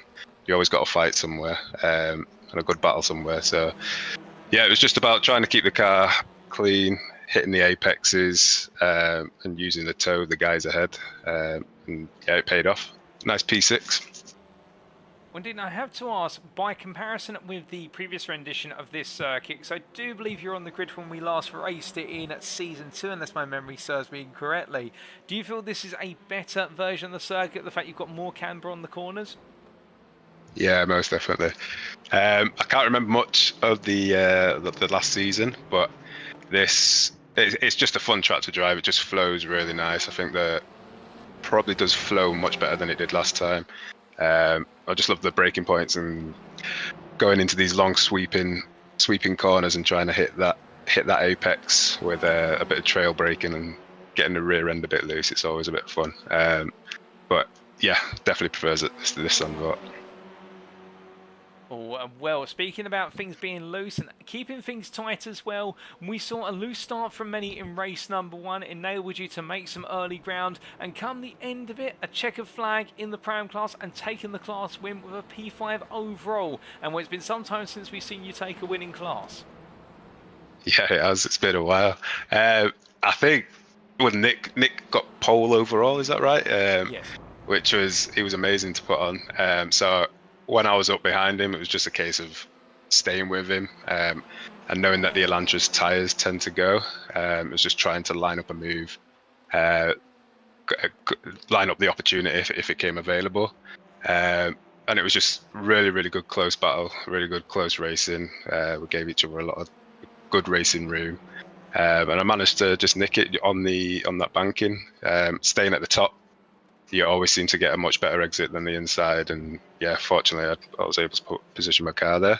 But yeah, it was just about, as I say, trying to keep clean, not forcing any moves, staying relaxed, keeping the arms relaxed, and just trying to hit those apexes and seeing if I can make my way through the field. The close battling that's always here is can mean there's forced errors elsewhere, which you can try and capitalize on. And that was just like, I guess my philosophy going through the race. Indeed, a good philosophy to have, and carrying that forward into race number 2. A much heavier car for yourself going into our second race today. Success ballast in effect, and it looked as though it was going to be a bit of an uphill battle to try and keep Michael Lease behind you. Yeah, most definitely. I just have the worst starts in this Audi. Sometimes I nail it, sometimes I get it terrible, and I think off the grid I probably lost about five positions going into turn 2. It was just all really bunched up, and it was a case of just seeing if I could recover from there. But seeing Michael out front, I think he was putting down the pace. And I knew there was quite a few pros between us, so I knew I wasn't able to catch him. So it was just a case of trying to hold my position and trying not to lose a position to Nick. And yeah, it was just really close racing and just like really measured racing. It was really good fun. Oh, indeed, it looks like you're enjoying it out there, particularly your scrap with Nick Clemens in race number 2. And then race number 3, a bit of a difficult end to the day by comparison, not quite able to make it back into the top 10. A P18 instead, albeit a bit of a nasty shunt towards the early stage of the race. Yeah, it was unfortunate. I don't think anyone really anticipated the bunching up that was going to go into the chicane. I know I went into the back of Nick, and then it just came in.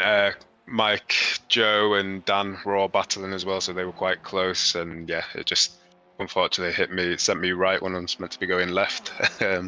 But yeah, it was just a case of seeing if I could recover from there. I wasn't sure if I had damage on the rear, and I didn't know whether to take the fast repair as the safety car was out. But I decided not to, just because I felt I'd be losing a few more places to the likes of Isaac and Lee. So yeah, I think I just wanted to stay out and see if I could gain any positions with if I did have any damage, and ended up having some really good close battling again with Jonathan. Again, real respect to John and for the close racing there, but managed to pip him at the end, going into the last few corners. So it was P18, which overall I'm happy with, considering how far I dropped after lap 1. So yeah, I think overall it's quite a positive round. A bit unfortunate in race 3, but yeah, I've enjoyed it, and it's good to get back speaking to you, Paul. Well, indeed, I'm very happy to hear you enjoyed it today. I must admit, I think many of us tuning in would agree that it's been a little bit worrying, because after Fuji seeing you put it on pole, only for it to end up in disaster before you even made turn at number 1. That's not what we want to see. The JW Motorsport Audi that always brings some stellar pace to each and every race. So to see you right up there is a treat for the eyes. But now we have a mid-season break. We've got 4 rounds to go when we return in 2 weeks' time, and it all kicks off again again at none other than Circuit Zandvoort in Belgium. How are you feeling for a trip to everybody's second favourite Belgian circuit? I really enjoy Zolder. I have had pace there, so hopefully I can bring it. But yeah, you just got to watch out for those chicanes and that high curb on the right. It's it can take a few victims. But yeah, looking forward to it. The break after the first break, coming back, I think that's done me well. Found a bit of pace, a bit of consistency. So hopefully another break will bring more of the same. We do hope the break works out for you. You're able to get the most out of it, but also spend some time relaxing for yourself. But just before we do let you go, Reese, is there anybody you'd like to give a shout out or a thank you to live on the broadcast tonight? As always, yourself, doing a stellar job. Guys at NXTGEN, all the admin, Jamie, etc. That, putting on a fantastic league. And obviously to the teammates, JWM, Ian and Luke. Didn't have the most fortunate of rounds this week, but they've obviously got the pace, and they hopefully can bring it in next week. Well, not this week, but at Zolder. Oh, indeed, we'd love to see them back up there fighting for the potential top fives and the podiums alongside yourself. But until then, Reese, it's been an absolute pleasure to have you join me in the interview room. Congratulations once again on a superb set of results, particularly races 1 and 2. And we look forward to plenty more from yourself going into the final 4 rounds of the season. But until then, enjoy the 2 weeks break, and we'll see you in Belgium. Brilliant. Cheers, Paul. See you then. So hearing that there from JW Motorsports, Reese Watt in the number 32 Audi today, and back on fine form. And you can hear that in the happiness in his voice, talking about the performances, racing a race out, and really focusing on the fact that how close it is in qualifying, how the field has stepped up, with only 9/10 separating the top 22. And in the end, not quite able to match Clemens' pole lap, a phenomenal overall pole lap from the prime driver, but still knowing that it was the race where it was going to matter most, and making some early ground, a great launch and quick overtakes, so I'm very quickly move up into the lead of the prime class and take that P5 overall. But a difficult start in race number 2. You saw him drop all the way down to just outside the top 10, and admitting he had to fight his way for position, fight firm but fairly, and come home the runner up in class. And in race number 3, the nasty concertina effect instant into turn number 11 on the open lap. Nothing you could do about it. It's one of those things that does happen when you go racing, when the field is incredibly close, but still it gave him the opportunity to enjoy a great battle with risky runners with NXTGEN Racing's Jonathan Collins, and we're seeing the start of that battle here in the replay footage, albeit we will have to cut away from it very shortly. But again, Reese Watt having the opportunity to see the positives in every moment and making the most out of a great recovery drive, and will definitely now somebody to watch out for going into the final 4 rounds of the season, as he will be a bit of an outsider in the Prime Championship, but if he's able to string the results together, there's no reason why he couldn't be a championship contender when all comes down to the final round at Mount Panorama in round 10 of 10 in mid-November. Now, as we make our way into our final interview of today, we're going to be very shortly hearing from Andrew Pike, the Sim Racing Collective Pro Class driver in the number 99, and we'll get to hear his story on what definitely has been a solid day for the Sim Racing Collective. And well, without further ado, he's about to join me in the interview room, albeit we are just going to grab him from the waiting room, and when he does so, we'll get to hear his thoughts and more. But on top of that, it's been great to see a 1-2 from the TSRC team. It's been a long time coming, and well, speaking of something that's been a short time coming, Andrew Pike does join me now in the interview room. Good evening to you, Andrew. It's been a little while since we last caught up with you in the interview room, but today, the Sim Racing Collective able to achieve a 1-2 in the first race of the day, despite the pressure put on by Mikey Doble, and in general, an upward turn of results for the team, albeit a bit of a hard fight in race number 3. Yeah, good evening, mate. It's nice to be back amongst it. Definitely a good night for us. Certainly a good night for myself. It's the first race I've won in 3 seasons here, believe it or not. Despite only just missing out at the end of last season on the championship, I didn't actually win a race. So to get one of those under my belt was really nice. And it's good for the team to be 1-2. But overall, it did go pretty well for us on a definitely difficult track, but ultimately really good fun track as well.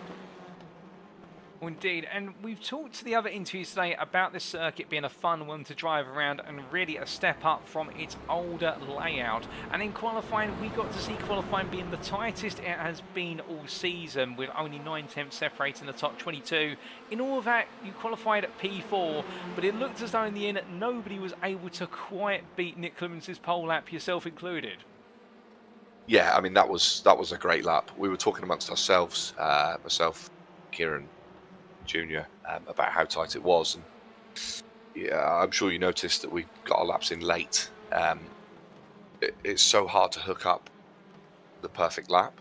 I don't think any of us got the perfect lap, but to get one good enough to be that far forward, I mean it's massive. Last week for me, I qualified badly. Found it very hard to move forward as a result. You've got to be up there at the start of the night really to get the most out of it. So Nick definitely put in an absolute flyer. He's definitely a pro. We'll have to have a word with Dory about that. But like you say, the spread, I think half a second was 16 cars, for race one, which is it's testament to the quality of the league and pace of everybody involved, that it can be that tight. Oh, 100%. And on top of that as well, finding yourself P4 and then going into our first race of the day, a good launch off the line, setting you up for success, and teammate, what was there, Kieran Sharp, following you on through, and in the end, the two of you having to try and break away. Yeah, so I mean, I made a mistake early on. Lap 2 going into turn 1, I was a little bit keen on the brake and got the car sideways, so I did drop back to 5th. Managed to get myself back through, had an incredible scrap with Mikey Doble, but both race 1 and race 2, you work out sleek who you can race door to door with and who you can. Mikey's one that you absolutely can. Fantastic scrap, but once I got onto the back of Kieran, he didn't let me past so much as realised that if we were to fight each other, we would have backed the pair of us into Mikey. So I sat on the back of him for a few laps. Was never going to ask him to let me through because he's rightfully leading the race, but he recognised that it was backing me up into Mikey, and just didn't fight me basically. So I massively appreciate that.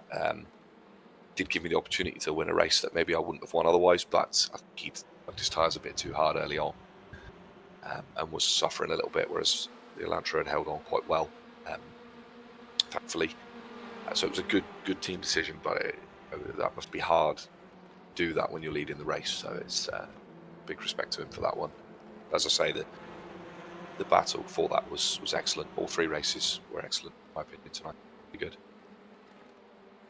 Oh, indeed. And just talking about tyre degradation, we know the Elantra is normally the car that wears its front tyres a little bit more compared to the others. But I had to ask, qualifying saw the highest temperatures today. We almost hit 40 degrees centigrade on track. But as we went through each race, the temperatures got cooler. Did you feel that in the car in terms of the fact you could push the car more aggressively, perhaps later on in race 1, more so in race 2, and then race 3, plus the fact race 3 was cut in half by a safety car, we had a lot less laps? Yeah, I think I only really notice it early on, the temperature changes. It's notoriously hard on its tyres, and I work hard on finding the balance to turn the car on the brakes more than anything. Really try to save the fronts, because it will kill them. It fires its tyres up really well, versus the Honda that I used last season, which is abysmal on cold tyres, but then when it comes to life is a great car. I have to really concentrate and spend a bit of time in practice finding the sweet spot with the brake bias on the Elantra to get it to pitch in without killing the fronts. I think I've found that, but I don't always find that, and that's apparent in qualifying more than anywhere. I think I got that right tonight, but I only got that right for 1 lap. That's all it takes, isn't it? It's definitely a bit of a management game. You can see when you follow some people, they're hammering their fronts. You can sit on the back of them and wait for those to die, which is something I really enjoy about the iRacing tyre model. It will punish you if you're too hard on them, and it will reward you if you look after them. But I did feel, early in the race is where I really notice the car will step out more when it's hotter. I have to be a little bit more careful. And as the meeting progresses and the track cools, it becomes a little bit more manageable early on. And then it's just a game of not killing them, basically. it seemed to work pretty well tonight, and the weight didn't hurt too much either, which was a nice bonus. Well, indeed. I was going to say, with regards to the weight, going into race number 2, carrying the maximum 56.1 kilograms, doesn't sound as though it had too much effect. It was quite easy to accommodate while still battling for what was a 4th place finish in the end. Yeah, I wouldn't say it didn't alter the handling of the car too much, but I'd learnt from race 1, watching in the mirror with Mikey Doble, where the weight was going to hurt. He would close up to the back of me through sector 2, sector 3, and then through the final 2 corners. He couldn't get the car going and be close enough to have it go into turn 1, so I knew what I was going to be up against. The faster sections was where it really hurt. Some tracks, the Elantra, if it carries weight, it's very difficult to change direction if it's sweeping corners, but with this one it kind of lent itself quite well. The faster sweeping corners are also kind of one line, so it wasn't too hard to manage it here. I think on other tracks it can be horrific, but it's the same for everybody, isn't it? It was okay carrying it around here. I just had to know where I had to absolutely definitely get the exit right, and the big one was the last corner. The hairpin is more about your line. I think a lot of people tried to go to the inside. It doesn't really work. You need to be on the outside there, and as long as I had my car in the right place, I was able to hold on. But it was hard work to stay P4, but I think the cars ahead were sort of checking each other up, which helped me stay with it. You could certainly notice the weight, but it wasn't awful. There's been worse rounds to carry it, but gladly I'm not too far up the standings, so going into Zolder I will not be carrying too much weight in qualifying again, which going into the end of the season is probably where you would want to be. You want to be carrying top 3 weight at the moment. Well, most definitely, and we'll come on to the remainder of the season very shortly, but just a quick word on race number 3, a P10 finish, albeit we only had 7 laps of racing in the end, but it looks as though you're really having to get your teeth stuck into some very close battling with a number of primes and pros along the way. Absolutely, yeah. It was quite frantic. The early laps particularly, people fending very, very aggressively. I was quite fortunate after the safety car. There was a fairly substantial crash which took Kieran when Mark Sykes had his accident. Kieran was caught out in that. Junior as well, very nearly. He did get the car sideways, but he survived, and I managed to just pick my way through that somehow. But that was more luck than judgment. Sometimes you get away with those, sometimes you don't. I've had a bit of a run this season of getting caught up in things where you can't avoid them. Not to retirement, but sometimes you've only got to stand on the brake for a couple of seconds, drop 5 or 6 spots. So I think to get P10 in that third one was a decent enough result from 16th, and with what happened around me, could so easily have gone the other way. It does keep me in touching distance with the drivers ahead in the standings, but also one thing I learned from last season, the drop score can really hurt you. And last season I didn't have a round where I didn't score any points, so my drop score was noticeable. This season I've had a bad round where I scored barely any points, which means that the drop round shouldn't hurt too much. So for me, from here on, the target is now to consistently pick up sensible points. I don't need to be going for anything over the top, and try and get myself sort of in the fight for the final day. Oh, and speaking of consistent points, and well, a good haul of points going into the bank account today, not just for yourself in the Drivers' Championship, but also in the Teams' Championship, with a battle for the top 3 spots between the Sim Racing Collective, Double Sim Racing, and NXTGEN Racing Pink. The team, I think, looking upwards in terms of the fact you guys only approximately 40 points off going into tonight, and that gap may have closed even further going into the final 4 rounds. Yeah, it's a great scrap, isn't it? Although we've got 5 cars on the board there, we're only really regularly having 3, so it's a pretty fair, straight fight between us 3 teams. I mean, that could go any way, really, couldn't it? You can see from the results tonight, we had a good first couple of races, but then Dobles in particular scored well in race 3.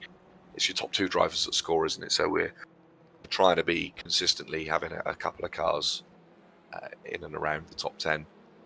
That's all you really can do to try and keep yourself in that. I think that one's going to go right down to the wire, and whoever wins it will absolutely have deserved it. I think 3 teams are very strong. and it's turning it into, even if you're not competing for the overall drivers, there's still, that's a big one to go after, the teams, and we're definitely fully intent on. So missing out on it last season, we're intent on putting ourselves hopefully at the top of that for the end of the season. But yeah, it's a really great battle. Oh, 100% with you on that one. It's a thriller, and I think it's going to go down all the way to the wire. And speaking of the wire, 4 rounds to go. Next time at it's Circuit Zandvoort in Belgium. We've been there once before, albeit with the alternate layout back in Season 2. But this time it'll be the GP layout in this season. How are you feeling for it? I mean, I absolutely love the track. I think Zolder's incredible. I've enjoyed anything that I've done on it in the past. I don't know how the Elantra's going to be. I would hope it would be okay, but if it does carry any weight through the meeting, then it might struggle a little bit in a couple of places. There's some sort of slowish corners that might be an issue. Some curbs though that will definitely cause Honda's problems. So overall, I'm looking forward to it. It's a really good track. The whole calendar this season is probably the best one that the boys have come up with, and it's every round is something to really look forward to. So yeah, I'm definitely up for that one, and hopefully the car carries the weight it has well, and we can be at the front again. We'd love to see you be at the front at Circuit Zandvoort and carry on that close battle in the Drivers' Championship, plus also the Teams' Championship. But we'll have to wait and see how it all plays out 2 weeks from now. But just before we do let you go, Andrew, is there anybody you'd like to give a shout out or a thank you to live on the broadcast tonight? Absolutely, yeah. I mean, yourself as always for the quality stream. I know everybody says it every week, but it's really is top notch. The NXTGEN boys for organising easily the strongest league that I've seen on iRacing.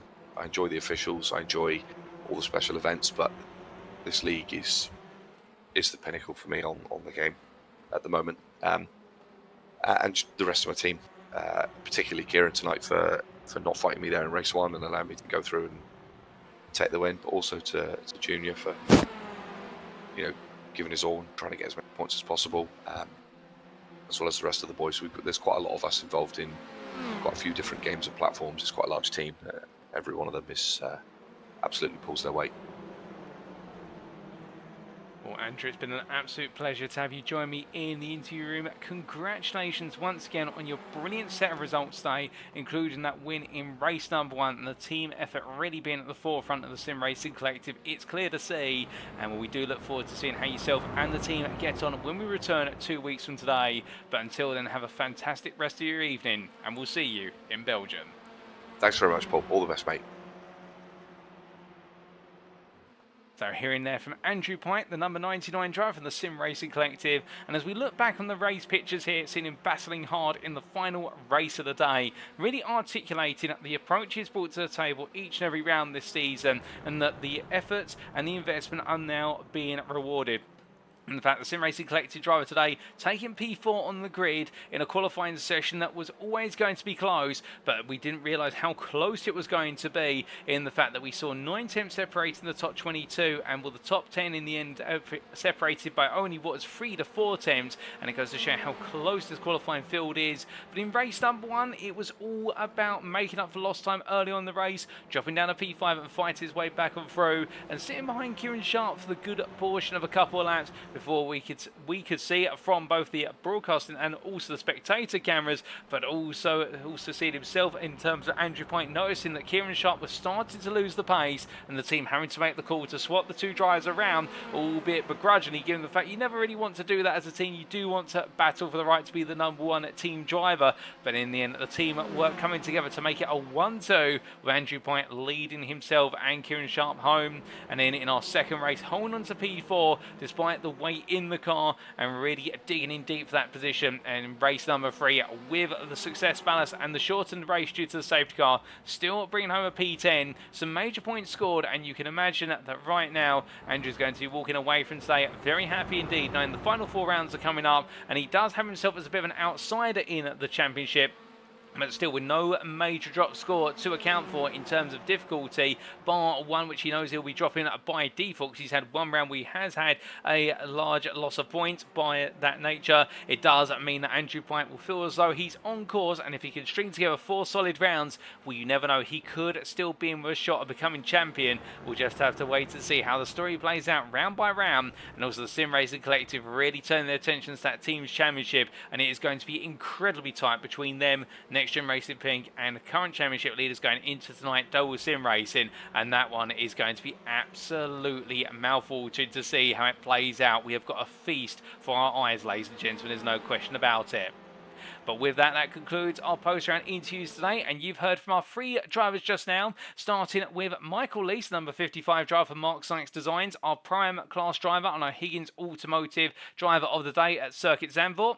We then heard from another prime class driver in the form of the number 32 Audi RS3 driver, JW Motorsports Reese Watt, and we just heard from Andrew Pike from the Sim Racing Collective, our pro class driver there, giving us his thoughts on what has definitely been a strong day today. Indeed, a strong performance for all 3 of our drivers. Congratulations to them on their performances, and thank you to them for all joining me in the interview room tonight. But with that, it is now time for us to wrap up. Thank you very much for watching, and if you have enjoyed today's show, and perhaps you're sat there right now thinking that you want to be on the grid for a future NXTGEN Racing Community event or series, or you just want to know a little bit more about us, well, the best place to go to find out all about us and plenty more is firstly our official website, and that's at nextgenracing.co.uk. And if you do head to our website, which is visible on screen currently, it is the home of clean and fair sim racing for all. For we at NXTGEN Racing have been hosting leagues for over 16.5 years on PC and console, and we continue to go from strength to strength, as our focus now is entirely on PC for the time being, but still we've got plenty more planned for 2023 and onwards, and we'd love to have you on board with us as part of the journey as we continue to expand. Only earlier this year we reached 1,000 members on our Discord, and we're looking to now add another 1,000 to that, but little by little, and first things first is quality racing leagues, and that's exactly what you can expect at NXTGEN Racing. But if you don't want to head to our website necessarily, but instead you're perhaps more of a social media person, well, you can follow us on our Facebook group, and that's at facebook.com/groups/NXTGEN Racing. And there you can find out not just about what we do at NXTGEN Racing on the virtual circuit, but also about what we do on the real circuit, with a good number of our staff and admin members being real-life track marshals, and on top of that as well, some of them being real-life racing drivers as well, and you get to hear about all their stories and more on the official Facebook group. Now, we'd also like to take this moment to say a big thank you to our sponsors of this season. That's Higgins Automotive, their Facebook group available there using the hyperlink on screen. And well, Higgins Automotive is the place to go to if you are in the market for a car that is as good as new, in the fact that they are specialists in car restoration, and the team's meticulous efforts have seen many a car go from salvage to sale faster than you can do 0 to 60. And if you'd like to know more and see what stock they have available, be sure to check out Higgins Automotive on Facebook using their group page web address as available on screen. But now, ladies and gentlemen, our attention turns to the second mid-season break, and the fact we have a 2-week gap before we return for round number 7 of 10, and we get underway once again for the final third of the season. It all begins on Tuesday the 3rd of October at Circuit Zandvoort. A very tight and tricky circuit with multiple strenuous chicanes. It is a circuit where overtaking is going to come down to being bold on the brakes, and also track position and qualifying is going to be absolutely key. But who will be able to get their championship campaign back underway with momentum on their side 2 weeks from now? Well, we'll find out then. But until then, we have been NXTGEN Racing. I've been your host and commentator, Paul TX141 Walsh, also known as Britain a Spit, depending on what media you follow me on. And until next time, remember to stay safe, stay well, stay smiling, but most importantly, remember to stay on track. Good night.